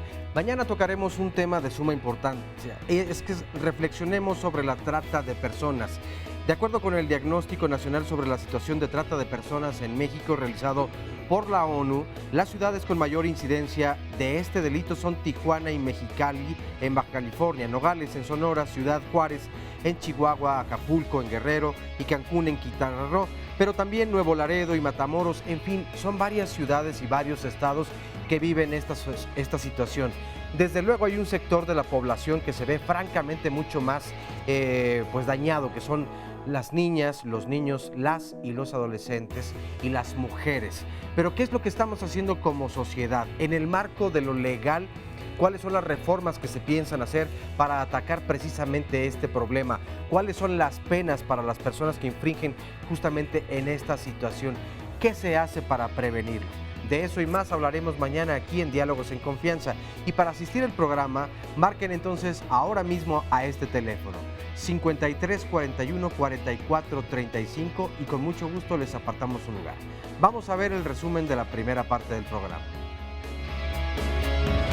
El Alzheimer es una de las discapacidades, podemos decir, bastante frecuente en el adulto mayor. Se incrementa con la edad el riesgo de presentarla, a mayor edad más riesgo de presentación. Se les decía que demencia senil, o sea que ese es un pleonasmo, que es un término totalmente inadecuado. Se hace una clasificación más precisa hoy en día, sin usar términos que son peyorativos o que pueden ser segregar a la persona. El problema es que la detección se hace muy tardía, se tarda entre 5 y 10 años en hacer el diagnóstico. Debemos de reforzar que se haga el diagnóstico más temprano, ya que contra más temprano se haga, más expectativas va a tener la persona de tener mejor calidad de vida y de recibir un mejor tratamiento. Lo característico de esta enfermedad es de que se pierden las capacidades de autonomía. Claro. Y eso hace necesario que la persona tenga un cuidador. Sigue siendo un estigma, ¿no? Ajá. Es lógico, es normal, se pone mayor, se le olvidan las cosas, entonces no tenemos nada que hacer porque además no hay respeto al adulto mayor. El Alzheimer puede ser una demencia que es degenerativa primaria, o sea, no tiene otro origen y pueden ser demencias que empiezan ya desde los 55 años. Es importante la valoración clínica para ver la estabilidad del diagnóstico y darle el tratamiento oportuno. El duelo que se va viviendo es la parte de la negación, esto no puede estar sucediendo y le doy la vuelta para no aceptarlo. El enojo que genera, la depresión que genera, ¿sí? Esta parte de la culpa. Que no es una cuestión normal, no es inherente a la vejez, siempre es una enfermedad y siempre hay que darle tratamiento. Y de los tratamientos hay dos. Está el farmacológico, que les compete a los especialistas, a los neurólogos y a los geriatras. Y está el no farmacológico, el que hacemos en nuestro centro de día Alzheimer México IAP. Y lo metemos, ¿ok? Arriba, abajo. 1, 2, 3, 4. Al principio empezamos como a ver esta situación de olvidos de ciertas cosas inusuales que pasaban en su vida cotidiana hace 4 años, pero uno no quiere ver ciertas realidades, ¿no?, que suceden cuando hay ciertas enfermedades. Hasta hace 1 año y medio, que bueno, a fin de cuentas mi papá sufrió un percance de una pérdida, entonces dijimos, creo que sí ya hay como un problema bastante importante. Decidimos que mi papá viviera con nosotros, con mi esposa y conmigo. A principios fue muy complicado lo que es un poco confrontar y afrontar la enfermedad, y más cuando uno está en una situación como muy desalentadora. Es como muy choqueante ir aceptando el día al día las situaciones. Lo que yo aprendí sobre la enfermedad de mi papá es más que nada una parte de crecimiento en la cuestión personal, porque uno tiene que cambiar todo, la forma de pensar, la forma de actuar, y hay veces que hasta los niveles que uno debe de tener de tolerancia son muy altos. Esta relación de que yo le tenga que decir cómo las cosas a mi papá, que sí, que no, dentro de su conciencia que todavía él tiene, a veces no la acepta. Siempre ve esa estructura que tendría que ser de arriba hacia abajo, no de abajo hacia arriba. Y es lo que a veces conflictúa a veces mucho la relación. Lo que a mí en lo particular se me hace muy complejo o se me hace es a veces las relaciones que hay fuera de la relación mía con mi papá, lo que trastoca eso con la familia que yo hice, ¿no? Porque tal vez ya no somos 2 personas, sino ya somos 3, con diferentes situaciones y bueno, con ciertas pérdidas cognitivas que a veces sí trastocan pues, la forma en cómo estábamos acostumbrados a vivir. Por eso yo digo que hace falta como mucho amor de todos, pero no nada más para cuando un paciente tiene Alzheimer, sino cuando tiene cualquier tipo de enfermedad. Nuestros padres envejecen y a veces nosotros nos volvemos los padres de nuestros padres, ¿no? Y nuestros padres se vuelven nuestros hijos. Pero bueno, de alguna manera esto es algo que con el tiempo retribuye muchísimo, que cuando ellos ya no están, uno se siente muy satisfecho, se siente pues muy realizado de saber que se dio todo el amor que se pudo, que se dio toda la comprensión que humanamente fue posible, y eso deja una satisfacción enorme. Son momentos pasajeros que cuando uno los está viviendo parecen eternos, parece que nunca se van a acabar y parece que tu vida va a quedar ahí atrapada para siempre, pero todo pasa, y cuando pasa después uno se siente muy satisfecho. Pero bueno, estamos aquí con Mónica. Vamos a platicar con ella. ¿Cómo estás, Mónica? Hola, muy bien, gracias. Qué bueno. A ti te ha tocado vivir una experiencia dura. Sí. A ver, cuéntame. Bueno, mi mamá tiene 58 años. Creo que es uno de los casos más jóvenes de Alzheimer. Ella empezó desde hace 8 años más o menos a olvidar cosas, como ya lo han comentado. Eran cosas tan sencillas como el se me olvidó comprarte algo en el súper, no sé dónde dejé el carro y lo había dejado en la esquina. Cosas que de verdad parecían como distracciones, pero conforme fue pasando el tiempo iban incrementándose hasta que pues llegó un punto en el que ella dijo, hija, me siento mal, llévame al doctor, creo que algo me está pasando. Se tardaron 1 año en hacerle el diagnóstico porque pues por su edad no creían que fuera Alzheimer. Hasta hace como 7 años más o menos fue cuando ya nos comentaron que era Alzheimer. Y pues obviamente por ser joven su enfermedad ha avanzado demasiado. Ahorita ella ya está en la 3ª etapa, ya no habla, ya no camina, es 100% dependiente de nosotros. Ajá. ¿Y cómo es para ti vivir eso? Pues es muy duro porque todo empezó desde que yo ya estaba en la universidad, entonces pues era como estar en la escuela pero estar pensando en ella, estarme preocupando que no se fuera a salir de la casa, que se fuera a perder. El hecho de que pues era mi amiga, mi confidente, o sea, sí es difícil ya no tener con quién apoyarme y sobre todo también el cambio de rol, ¿no? Ahora soy yo la que pues tiene que ver que coma, que se cuide, que no se salga. Bueno, ahorita pues en esta etapa, gracias a Dios, ya tenemos una cuidadora que nos apoya, pero al inicio sí era de ponerle la pijama, darle de comer, lavarle los dientes, 100% el cuidado a ella. Y dejó de reconocerte. Sí, exactamente, o sea, llega un punto en el que pues sí, pero como dicen, emocionalmente siempre, o sea, si le doy un beso, un abrazo, sabe que soy yo. O sea, atrás de todo, eso es lo bello. No, sé que es muy duro. Sí, claro. Sé que es muy duro porque además pues le dio muy joven a tu mamá. Sí, o sea, eso es como mi trauma. Al principio sí es como una negación, un odio a la vida. Pero bueno, conforme vas avanzando, vas como aceptando la situación. ¿Le tienes paciencia? Al principio sí, me enojaba muchísimo con ella, me desesperaba. O sea, Sí. porque la verdad, por más que sabes que no debes de hacerlo, tu paciencia tiene un límite, ¿no? Sí. Y te frustras. Más que nada es la frustración de saber que ella, pues, es ya un adulto, como por qué tú tendrías que cuidarla, ¿no? Sí. O sea, todavía no comprendes bien al 100% por qué tiene que pasarle a ella, sobre todo. Era así como algo que yo no comprendía. Pero bueno, también sus 3 tías tuvieron Alzheimer. Entonces, Sí. pues ya es cosa genética de herencia, ¿no? Sí. Pero ¿Y sí. qué haces tú para no estar mal tú? Pues fui a un psicólogo, porque sí, la verdad necesitaba un apoyo externo, también con la cuidadora y gracias a donde está mi mamá ahorita, Alzheimer en México, nos han enseñado que no necesitas estar pegada a la persona, tú tienes una vida, tú tienes que estar bien para que tu mamá esté bien. Claro, tienes derecho a ser. Exacto, entonces digo, yo no me privo de salir con mis amigos, de tener una vida social, pero siempre y cuando obviamente llego a mi casa y estoy con ella y le doy todo el amor que tengo. Qué bonito, Mónica. Sí. Muchas gracias No, y ¿de gracias qué? por compartirlo, de veras. Sí, de nada. Muchas gracias. Bueno, y Víctor por acá. ¿Qué ¿Cómo tal? estás, Víctor? Bien, buenos días. Ajá, buenos días. ¿Tú vienes con mi abuelo. con tu abuelo? Mi abuelo. Ajá. ¿Y tu abuelo tiene Alzheimer? Él sí empezó a padecerlo, bueno, lo empezamos a notar a partir del 2013 cuando fallece mi abuela. Anteriormente había tenido algunos episodios de que olvidaba las cosas, olvidaba las llaves, cambiaba. Mi abuela tenía los recipientes de azúcar y sal, eran muy parecidos, y se enojaba con él porque los cambiaba. No lo notamos hasta que falleció mi abuela, como que fue un shock para él, y de ahí se acentuó mucho el problema. En el trabajo olvidaba las llaves, se salía, en la casa se nos salía en la noche de repente buscando a mi abuela que dónde estaba. Entonces fue cuando empezamos a notar el problema y nos acercamos con el geriatra, fue con el que empezamos a verlo. Mi novia, su vecina, estaba en Alzheimer México, fue la que nos recomendó, fue por medio que nos acercamos a Alzheimer México y empezamos a ver el problema. Se fue acentuando mucho el problema, el hecho de que se olvida de las personas, de mis primos sobre todo, se olvida de mi primo por parte de mi tío, su hijo mayor de mi tío, le cambia el nombre, no lo reconoce ya como su nieto, le dice que es Mateo, su hermano. ¿Y tú eres la persona que se encarga de él? Aquí estamos en la familia. Yo creo que los que más se encargan de él es mi tía y mi mamá. A mi mamá, de hecho, sí le ha afectado un poco, ella cayó un poquito en depresión. Le hemos ayudado también, tratamos de salir de la casa, sacarle un poquito del ambiente de repente de depresión. A mi papá le ha afectado. Mi papá se ha vuelto un poco desesperado con él. O sea, él sí se angustia mucho, se desespera, grita. ¿Vive con ustedes? Sí, vivimos juntos. Es una casa grande donde viven mis tíos, viven mis papás.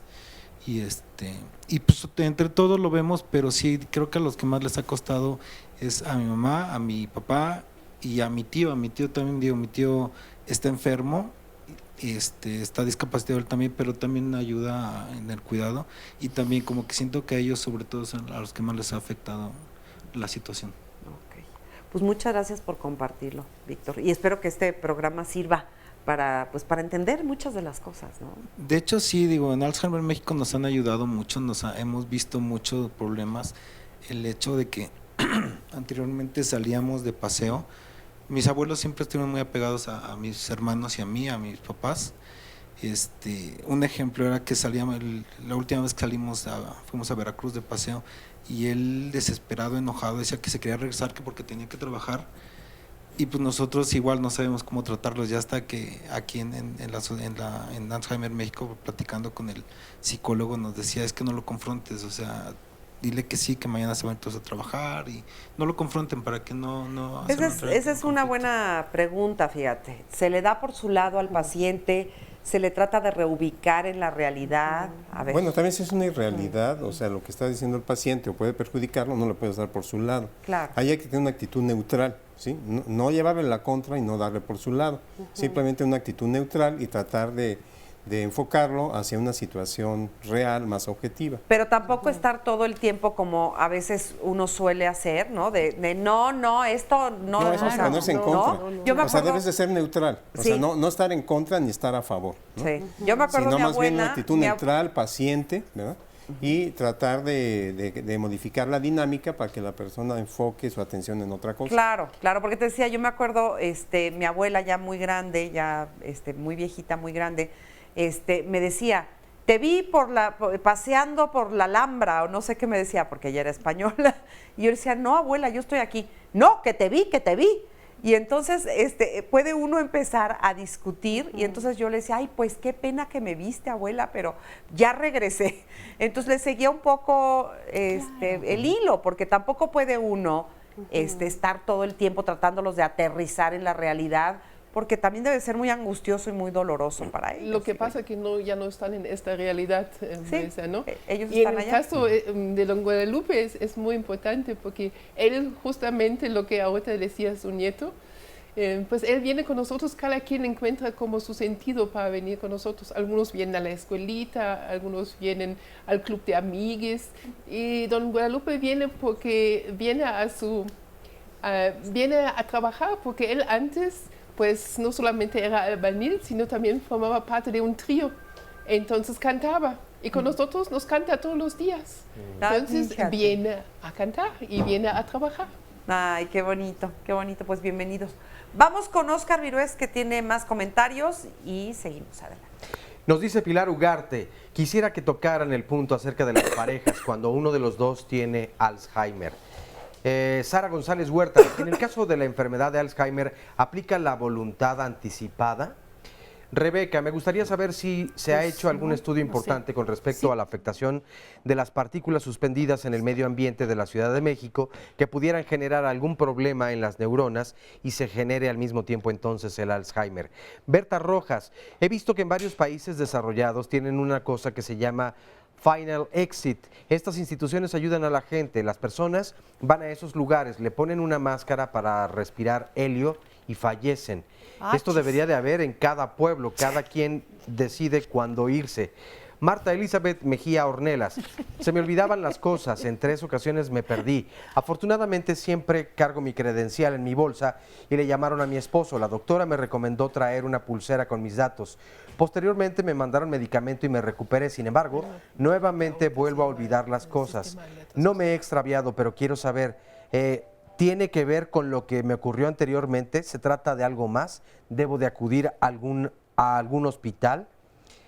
Nos dice también Hortensia Morales Posadas, de Azcapotzalco. Tengo 58 años y constantemente se me olvidan las palabras. ¿Qué es lo que puedo hacer? María Teresa dice, buen día, hoy que el tema es el Día Mundial del Alzheimer, les recuerdo que hoy también es mi cumpleaños, para que me puedan felicitar. Bueno, muchas felicidades. María Teresa ya está en salud. Verónica Ramírez, en mi experiencia se da cuando la mente encripta un acontecimiento que causaba un gran dolor como defensa. Ricardo Monroy, hace falta crear más instituciones por parte del gobierno para ayudar a los adultos o las personas mayores que presentan esta enfermedad. Adria Mo, ¿cómo se les explica a los jóvenes y menores que conviven con un enfermo de este tipo, es decir, por ejemplo, su abuelo, ¿qué tanto hay que decirlos? También había otro comentario en las redes sociales donde decía, ¿cuál puede ser el daño de que los niños o las niñas vivan con un adulto que tal vez tenga una demencia o algún padecimiento mental? Si había algún riesgo, o más bien hay que hablarles desde un principio. Claro. Yo creo que hay que hablarles desde un principio y decirles claramente de lo que se trata, qué es lo que está sucediendo, porque dentro de la literatura que vi, dice que se siente apenado, ya no puede llevar a la casa a sus amistades porque el abuelo de repente sale desnudo, ¿sí? Y entonces ya no puede llevar a sus amistades. Han perdido la individualidad de la familia porque ya no pueden salir de viaje, ¿sí? Que han perdido, o sea, todas estas cosas que les da. Vamos a hacer una pausa, regresamos rapidísimo, no se vaya. Pero sí se puede. A las personas con demencia hay que animarlas a mantener la higiene para evitar heridas, infecciones o úlceras. El cuidado de la boca es de gran importancia. En la persona con Alzheimer, el aporte nutricional puede verse alterado, perdiendo peso desde los primeros estadios y evolucionando a la malnutrición y desnutrición. Por ello, hay que estimular la memoria, haciéndolos partícipes de la compra y elaboración de la comida. En fases avanzadas, cuando no exista la capacidad de masticar, lo más indicado es la alimentación triturada para evitar atragantamientos. Mi papá empezó hace como 7, 8 años, pero él empezó con demencia senil. Mi mamá tiene como 1 año que la vimos que empezó con el mismo problema. Ella ya iba al psiquiatra, pero no nos habíamos percatado hasta nos dimos cuenta cuando ya hacía cosas que no eran normales. De ella era diferente, ella sí se acuerda de las personas, pero hace cosas que... Por ejemplo, ella era muy limpia y se volvió muy sucia. A raíz de que mi papá se perdió fue donde me di cuenta de que pues sí era una situación difícil, donde yo tenía que ponerles más atención. De alguna forma yo me asumí la responsabilidad de mis papás porque yo vivo con ellos. Entonces llegaba y todos me daban quejas de ellos. Mi abuelito hizo esto y esto, mi abuelita hizo esto. Y yo decía, y pues yo era la que tenía que resolver lo que había hecho, ¿no? Cuando los dos se ponen en el que no se acuerdan ni en dónde, qué es lo que hacen, para mí sí es un conflicto. En una de las consultas que tuve con ellos, pues yo lloraba. Es que no sé cuidarlos, no sé qué hacer. Le digo, siento que no soy buena hija. Entonces me veía muy mal, yo estaba cansada, estresada, pero yo tenía un colapso donde yo estaba... O me decía el doctor, o te da una embolia, ni vas a poder cuidar a tus papás, tienes que ser más fuerte para que puedas cuidar a tus papás. Soy cuidadora de tercera edad. Y yo decía, ¿por qué cuido bien a estas personas y no tengo ningún problema? ¿Y por qué lo tengo con mis papás? Y yo se los platicaba a ella, dice, porque no es lo mismo. Hay veces que es tan difícil, tan duro asimilar esta situación, y más cuando dices es una, pues es más fácil, ¿no? Pero cuando ya son dos y que realmente dices, ¿qué hago, no? Y yo creo que más que nada es lo moral y el amor hacia tus padres, ¿no? Pues qué duro, porque le tocó con mamá y con papá, o sea, con los dos padres, y bueno, pues pues está mucho más complicado, ¿no? Qué difícil. Ahora, muchas de las preguntas que hemos estado recibiendo es, ¿qué podemos hacer? ¿Hay algo que se pueda hacer a temprana edad para tratar de retrasar todos estos problemas cognitivos y mentales? Mira, hay 5 recomendaciones que da la OMS y ADI, que es Alzheimer's Disease International, que es la federación de todas las organizaciones de Alzheimer en el mundo con sede en Londres. Y ellos dicen, son 5 recomendaciones que pues tampoco hay garantía, pero hay que hacerlo porque son las recomendaciones para reducir los riesgos, ¿no? Y así fue el lema hace 2 años, demencia podemos reducir el riesgo. Y es mantenerse físicamente activo, mantener el corazón saludable, una dieta balanceada Y esto también nos ayuda para todas las comorbilidades, porque pues está la hipertensión, la diabetes, que también son factores de riesgo que nos pueden llevar a un tipo de demencia en la vejez. Y hay dos más específicas. Estas dos son desafiar diariamente al cerebro. ¿Qué quiere decir eso? Pues hacer algo que sorprende a nuestro cerebro, algo que nunca hemos hecho. Y puede ser tan sencillo como cambiar la lateralidad de las manos. Si soy diestra y me cepillo los dientes con la derecha, debería hacerlo con la izquierda. O cambiar el cesto en la oficina del lado derecho al izquierdo y seguramente una semana vas a estar echando, ¿no está? Ah, bueno, está del otro lado, ¿no? Todas esas cosas se estimulan. Por ejemplo, Exacto. aprender un nuevo idioma también es algo Otro idioma, que ayuda muchísimo otro a mantener una otro reserva. instrumento musical, leer, hacer rompecabezas, Bailar. todas esas cosas que no hago. Bailar. Bailar también. Sí, bailar también. Eso me gusta. Sí, es el, lo que debe hacer es lo que ella dice, el envejecimiento activo. Sí. O sea, la persona debe estar activa, debe estar con nuevos retos. O sea, realmente falta la quinta. todas las preguntas Sí. todas las preguntas que hicieron nos llevan al aspecto existencial, porque este tipo de situaciones nos confrontan con que somos finitos, con que envejecemos, con que perdemos la salud, con que incluso podemos perder hasta la memoria racional, ¿no? Entonces, todo este tipo de situaciones obviamente no nos gustan. Yo siento que por eso hay unas preguntas que hacen medio absurdas, eso de máscaras de gases o aplicarle la eutanasia. Son situaciones muy agresivas, hace ver que la gente no está aceptando su proceso de envejecimiento, ¿no? Entonces, lo vamos a aceptar mejor. No, el suyo sí, no si se acepta sigue. el del otro, prójimo, Bueno, ¿no? pero es que ellos están envejeciendo también. Falta la quinta. Ellos están envejeciendo también. El quinto. Falta la quinta recomendación. Y esa es mantenerse socialmente activo.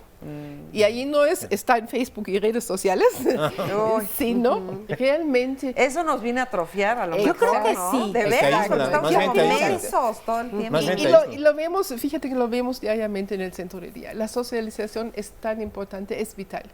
Y hemos visto lamentablemente incluso en familias con muchos recursos que tampoco aceptan bien la enfermedad. Entonces, no, pues les contratamos el cuidador y el bañador y quién sabe qué, pero no hay interacción, ¿no?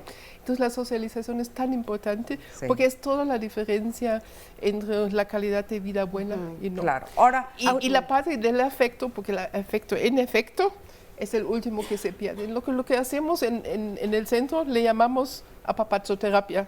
No está en el libro, pero eso es lo que hacemos, ¿no? Claro. El afecto, el apapacho. Sí. Marisa, lo que dijiste es muy cierto y sí pido que lo retomemos. A ver. ¿Qué tanto hemos perdido nuestra facultad de pensar en los números telefónicos? Antes nos acordábamos de todos los teléfonos de papá, de mamá, de todo, de la abuelita, de la tía. Yo te puedo decir los teléfonos de mi tía, ¿sí? De hace 50 años. Sí. Pero hoy en día con el celular... Ya no te sabes ni el tuyo. Ya no te sabes ni el tuyo.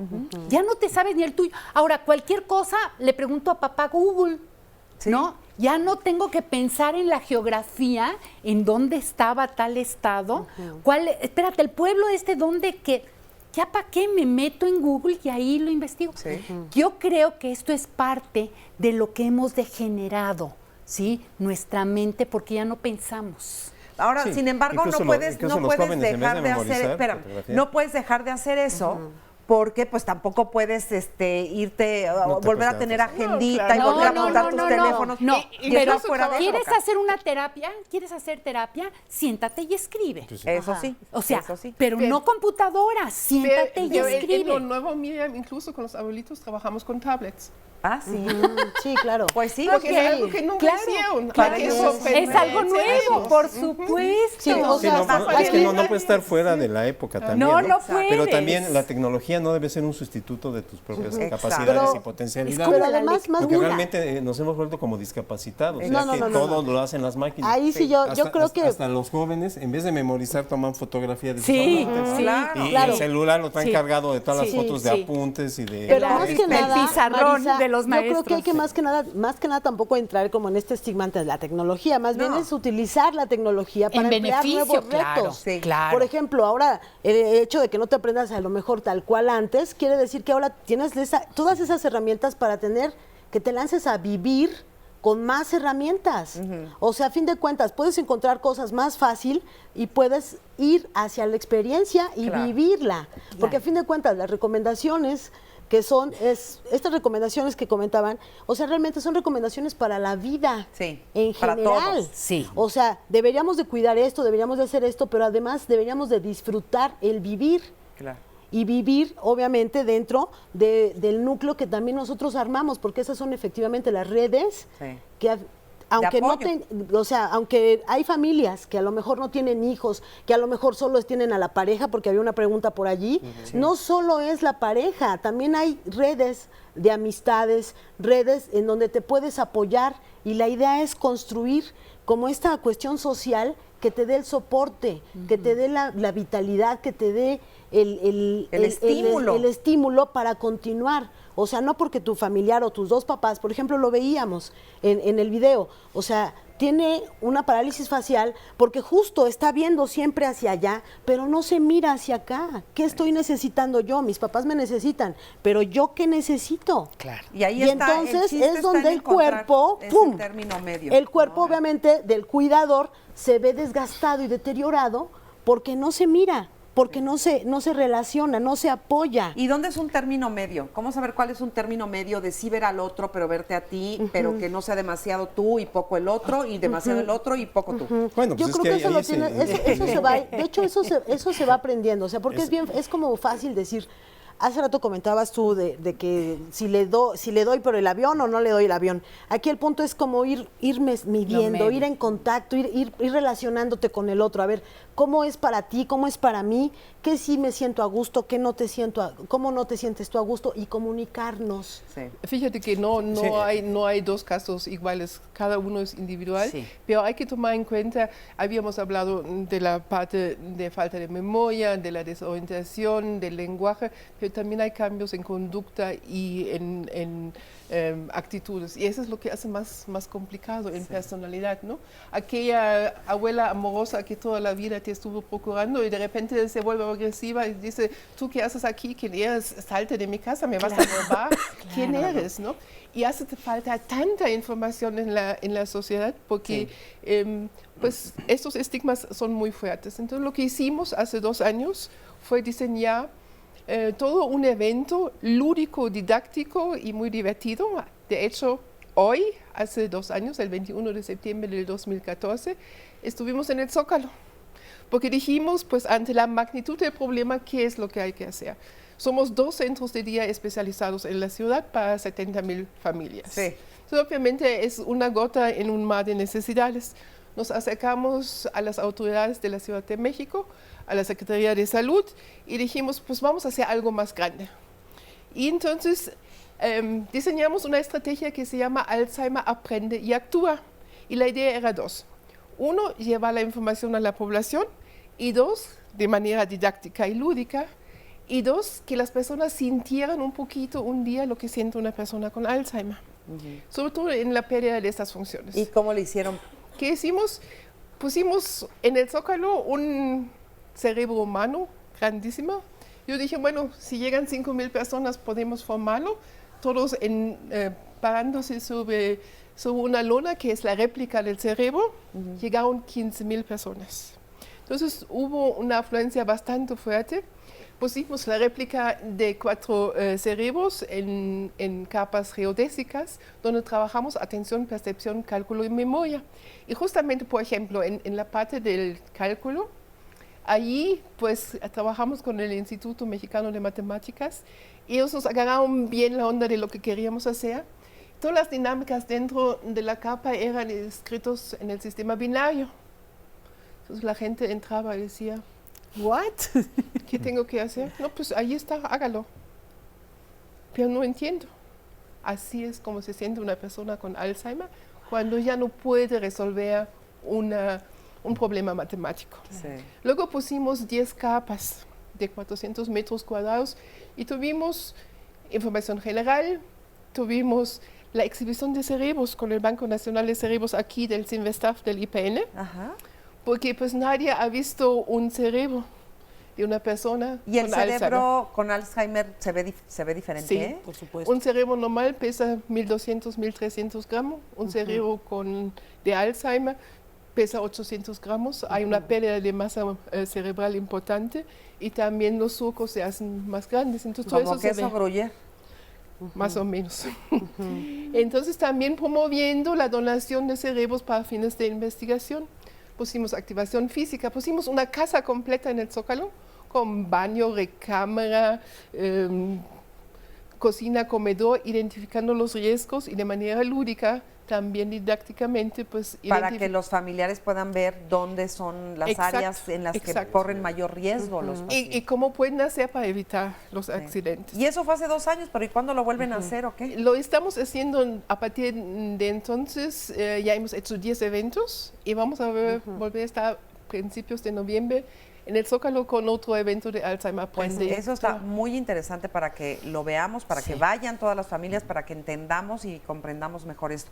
Vamos con Oscar rápido y yo me voy con más testimonios también. 3 puntos rápidos. Nos han preguntado varias veces en zonas conurbadas, tal vez del área metropolitana o en otros estados de la República, ¿a dónde pueden asistir? ¿Dónde encontrar ayuda para tanto las personas enfermas como los familiares? Marcreado nos decía: he puesto en el centro a mi padre de enfermos durante 4 años, en lo que mis hijos están creciendo y se van. Ya me pesa, la verdad. Estoy en un conflicto por atender a mi padre porque dejo a mis hijos de lado. ¿Qué es lo que puedo hacer? ¿Cómo afecta a niñas y niños crecer en un enfermo mental en la casa y la familia? En realidad era todo este comentario, o sea, sí tiene otro contexto, evidentemente, porque cree que está desatendiendo a sus hijos por atender entonces a su papá. Entonces, pero también al mismo tiempo, ¿dónde queda él? Y esta última, rapidísimo, nos dice Lucero Hernández: tengo miedo, yo nado muy bien, pero en una ocasión estaba en la alberca y se me borró absolutamente todo y me pregunté, ¿yo sé nadar o no sé nadar? ¿Este es el inicio de algo? Bueno, ahora sí vamos contigo, Marisa. Muchas gracias. Bueno, pues estamos aquí con Sergio. ¿Cómo estás, Sergio? Muy bien, gracias a Dios. Qué bueno. ¿Cuál es su experiencia con el Alzheimer? Bueno, mi esposa es la que está enferma. Se diagnosticó hace 5 años y cuando recibí la noticia realmente con certidumbre, me fijé 2 cosas. Primero, tengo que aceptar la realidad. Sí. Y tengo que enfrentarla. Sí. Segundo, como había algunos antecedentes de que se le olvidaban detalles, yo lo atribuía a descuido de la persona. No tuve la precaución de que si hace 10 años mi esposa no me entregó las llaves que tenía en la mano, debía haber actuado en ese momento. Pero no, es una recomendación que uno se dé cuenta para tener algo como precaución. ¿Y ahorita cómo es su relación con ella? ¿Se da cuenta ella todavía de algunas cosas? ¿O no? Sí, se da cuenta, sí se da cuenta.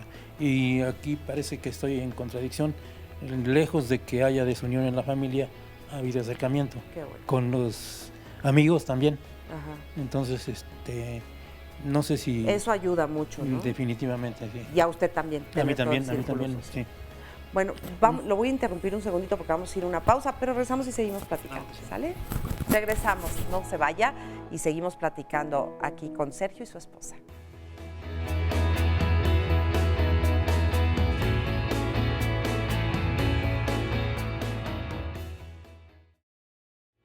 Regresamos a Diálogos en Confianza. Qué bueno que continúan con nosotros. Bueno, ¿y cuál es el tema que trataremos la próxima semana? El miércoles hablaremos de la importancia del orden de la vida.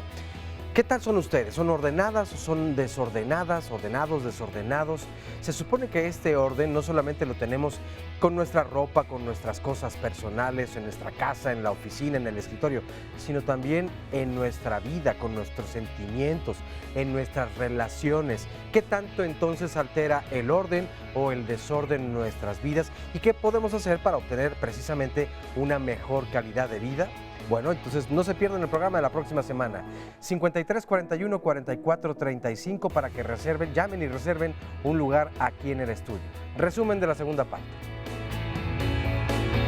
El paciente no se percata de que está haciendo estos tipos de problemas, de problemas de memoria, sino más bien es su círculo el que empieza a notar que hay algo. La reminiscencia es que recuerdan momentos importantes emocionalmente de su vida y como si los volvieran a vivir, y eso es lo que le da un sentido a su existencia.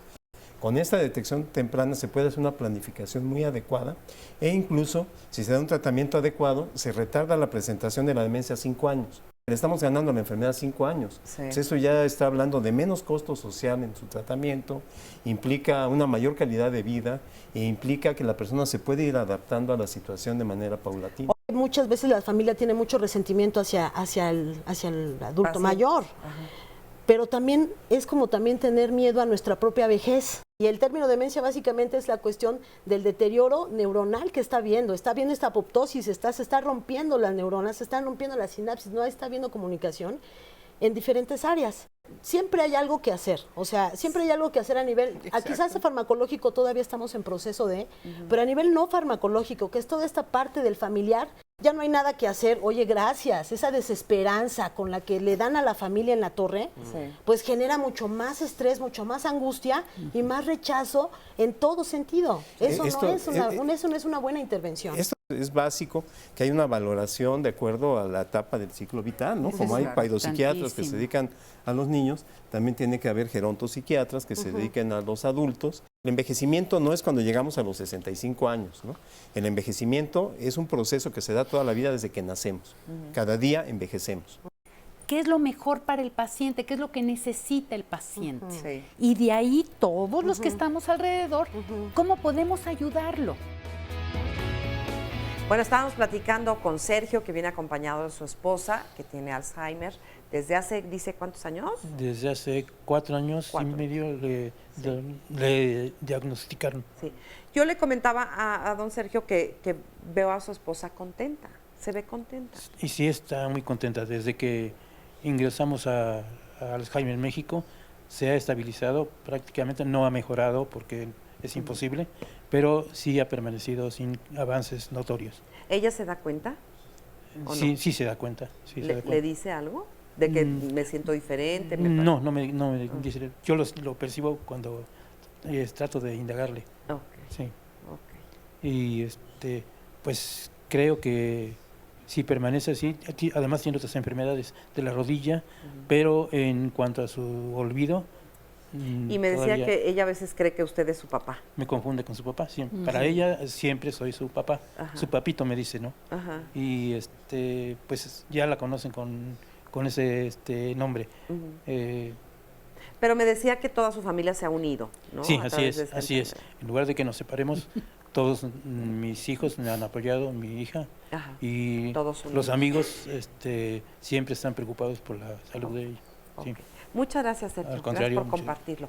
Bueno, y por acá, ¿cómo se llama? Roberto. ¿Cómo está, Roberto? Muy bien, muchas gracias. Qué bueno. Cuéntame.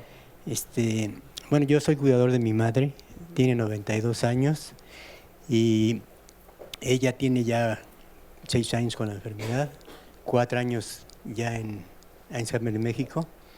Y pues mi problema realmente con ella es que quiere expresarse y ya no puede, no tiene palabras y señala. Entonces me desespera que no puedo entenderle, pues, para poderle servir más eficazmente.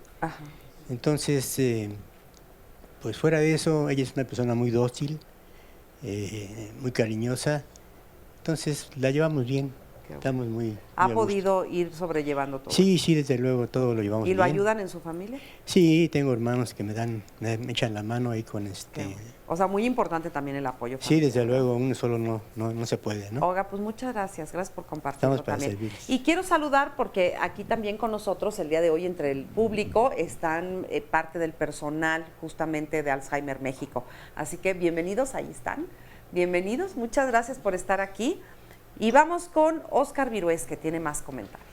¡Ay, no es cierto! Antes de ir con Óscar Virués, tenemos otra imagen de una película. ¿Es de Amour o de cuál es? Es de otro pedacito de Amour. Vamos a ver.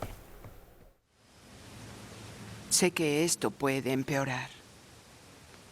¿Por qué debe afligirnos esto? A ti y a mí.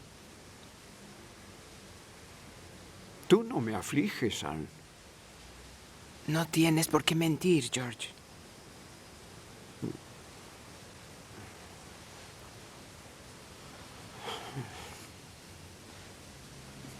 Imagínate en mi lugar. ¿No has pensado que podría pasarme a mí también? Sí, por supuesto. Pero la imaginación y la realidad tienen poco en común. Pero tú mejoras cada día. No quiero continuar. Es maravilloso lo que haces para facilitarme todo, pero ya no quiero. Por mí, no por ti. No te creo. Te conozco. Crees que eres una carga para mí.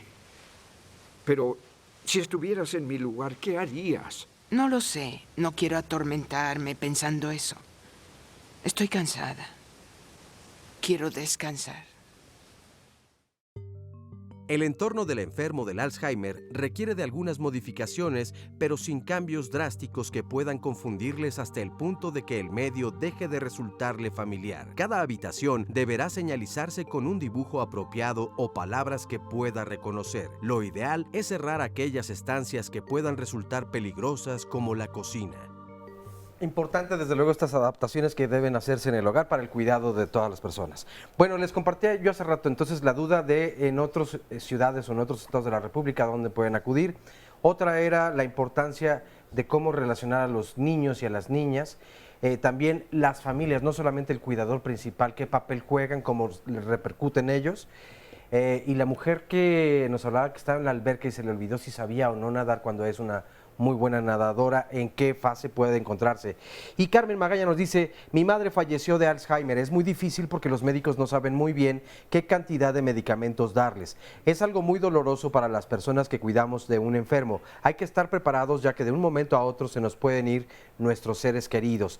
Alicia Cermeno Torres, cada vez que estoy viendo el programa y se va a los anuncios se me olvida qué estaba viendo. ¿Esto es normal o debo acudir con un especialista? Ivonne Ortiz Hernández de Azcapotzalco, ¿es normal que constantemente se me olviden las cosas y tenga poca retención? ¿Una persona con epilepsia es posible que pueda padecer Alzheimer? Nos pregunta Manuel de Jesús Cabanzo Morales. Leticia, en este año dejé de trabajar porque vivía con estrés. Ahora me dedico a las cosas que me gustan, realizo ejercicio, como bien. Sin embargo, a veces se me olvidan las cosas. Posteriormente las recuerdo. ¿Qué medidas puedo tomar para evitar que me dé un ataque o la enfermedad de Alzheimer? Mireya Valladares Rodríguez, quisiera saber si la falta de oxigenación cerebral también puede originar el Alzheimer. Y otra pregunta en las redes sociales era si la diabetes también puede ser provocar. Son factores de riesgo, tanto la hipertensión como la diabetes, el síndrome metabólico, la hipercolesterolemia, todo esto son considerados factores de riesgo que tanto afectan al corazón como afectan al cerebro y pueden predisponer a que haya demencia de tipo multiinfárctico. Bueno, la razón de que estemos aquí es también hacer saber a la población que se puede atender porque son varias solicitudes que han estado haciendo. Existen grupos de la asociación civil como los que han estado siendo promocionados, pero también la Secretaría de Salud cuenta con diversos centros altamente especializados para la atención de estos problemas. Está, por ejemplo, el Instituto Nacional de Neurología, está el Instituto de Psiquiatría, la institución en la que yo trabajo, que es el Hospital Psiquiátrico Fray Bernardino Álvarez, que es el lugar donde está la principal unidad de psicogeriatría a nivel nacional. Tenemos hospitalización, consulta externa y tenemos una clínica de trastornos neurocognitivos donde se hace detección temprana, se hace rehabilitación y se tiene un grupo de apoyo a familiares. El servicio presta atención a población abierta, puede asistir cualquier persona y se hace una valoración de trabajo social y de acuerdo a eso es la cuota que se les fija. Incluso si la gente no tiene recursos se exenta y de todas maneras se le atiende, ¿verdad? Entonces son las opciones que tiene la gente y es recomendable. Cuando hay un problema de memoria verdadero, acudan a una valoración especializada. En base al diagnóstico ya se puede ir planificando toda una serie de medidas. Pero hay que tener el diagnóstico. Básico es el diagnóstico. A ver, en relación a la pregunta de la ley de voluntad anticipada, yo creo que es muy importante hacerlo notar. La ley de voluntad anticipada lo que dice es, tú estás diciendo con anticipación que no quieres que te conecten a una máquina, ¿no? No tiene que ver con Alzheimer o no Alzheimer.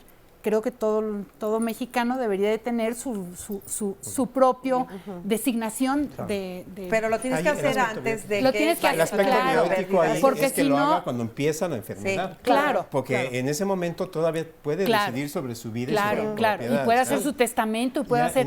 Y ahí es en donde entra la asesoría a toda la familia de lo que hablábamos. Al mismo tiempo, porque sí, porque hubo un doctor en Estados Unidos, el doctor Killer, un doctor Kevorkian, que hacía lo de era el doctor eutanasia, el doctor, sí, el doctor Muerte se llamaba. Y varias de las personas que les aplicó esta medida que él usaba eran personas con Alzheimer. O sea, hay que señalar Hay una que película esto en cierta medida es algo, pues, se puede decir aberrante. O sea, no puede tomarse como una decisión una persona que está en ese estado, ¿sí? O sea, yo creo que aquí hay aspectos bioéticos muy importantes. Que serán dignos de otro programa, y que realmente es otro tema. Son seres vivos, no pueden ser tratados como cosas, no se les puede aplicar la eutanasia, se les debe tratar con dignidad, se les debe de rehabilitar, se les debe de dar un ambiente adecuado.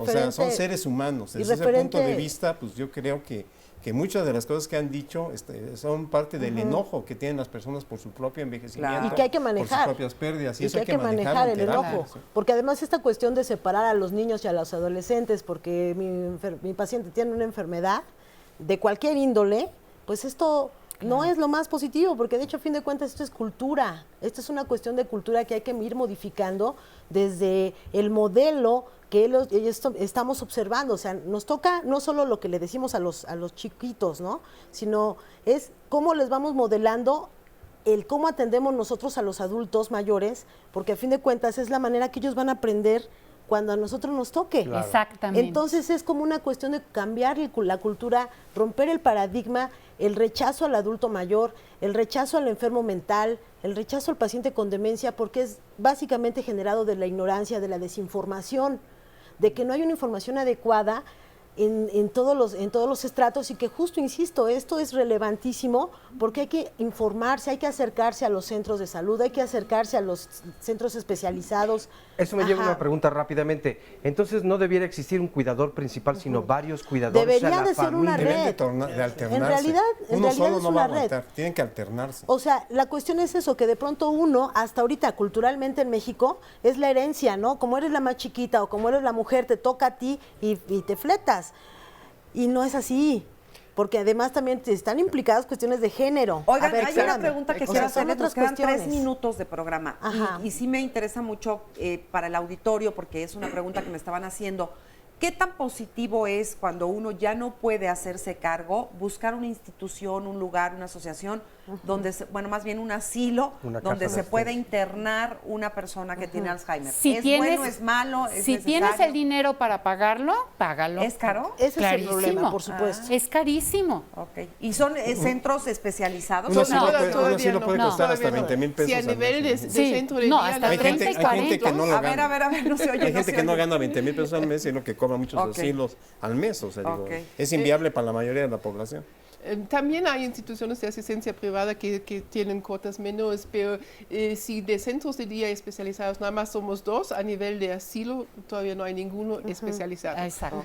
Y muchos, fíjense, ojo, muchos no admiten a personas con demencia. Además, no, por supuesto. Porque cuando estén y se desarrolla la demencia, obviamente no lo sacan, pero no hay ninguno que lo admite. Además, cuando aquí, uno va. mira, lo importante, a ver, quiero rápidamente decir esto. Una atención psicogeriátrica oportuna, atención psicogeriátrica oportuna evita que la persona vaya a un asilo, que la persona sea abandonada o que haya un colapso del cuidador. Por eso existe esta área de la psiquiatría, la psicogeriatría, que hace una valoración oportuna, da un manejo adecuado. Muchas de las cosas que dijeron, que si se desviste, todo eso son errores de juicio, para eso hay manejo psiquiátrico. Por supuesto. Para el colapso del cuidador hay manejo psiquiátrico. Claro. Si se hace oportuno, la persona no va a ser abandonada ni va a ser dejada en un asilo. Además, esa es la función de la psicogeriatría. Tratar y evitar que el paciente sea maltratado. No, lo que pasa es que esto es algo, digo, yo sé que todo esto que comenta el doctor Roche es muy importante, pero también aquí el punto es, hagamos cuentas, no nos van a alcanzar los asilos para que en la proyección poblacional, en 30 años vamos a ser muchísimos adultos mayores, pero muchísimos, no va a haber asilo suficiente. Por eso es importante la cultura. Necesitamos entrar a la cultura del cuidado, del amor de la paciencia, de la tolerancia, de la comunicación. Y eso nos toca a todos. En una era en donde todo lo que se descompone lo tiras y quieres el que sigue, pues también quieres tirar a todo lo defectuoso de tu familia. Porque esa es la cultura que tenemos hoy. Pero esta cultura no está ya siendo efectiva para los 20 años y mucho menos a los 30 años. A ver, Miriam, cierra este programa, nos queda un minuto. Híjole. 1 de octubre, taller. Cuidados paliativos, tanatología, y voy a tocar el tema de Alzheimer porque es un nuevo tema para mí y lo voy a enfocar. Ok, perfecto. Pues decirle a todos que nos están viendo que no están solos, que busquen la información, de que pues hay mucho que hacer. Si bien hay unos niños y jóvenes... ¿Traes tu cerebrito ahí? Sí, con esto quiero cerrar para que pues no se me estresen mucho y hagan ejercicio. Ah, ¿es para las Entonces, manos? Sí. Es la coordinación, ¿eh? ¿Qué tal? Entonces, voy a decir, ay, se me cayó. Aquí vamos a ver si llegamos hasta el... Exacto. ¿Para qué servía? Bien. Hay un joven que dibujó en uno de nuestros eventos un 20 segundos. Un árbol precioso que dice, hay enfermedades incurables, pero ninguna incuidable. Ay, qué bonito. Con eso precisamente nos vamos a despedir. Qué bonito. Hay enfermedades incurables, pero no incuidables. Ya nos vamos. Muchas gracias. Nos vemos la próxima semana. Yo soy Marisa Escribano. Hasta entonces.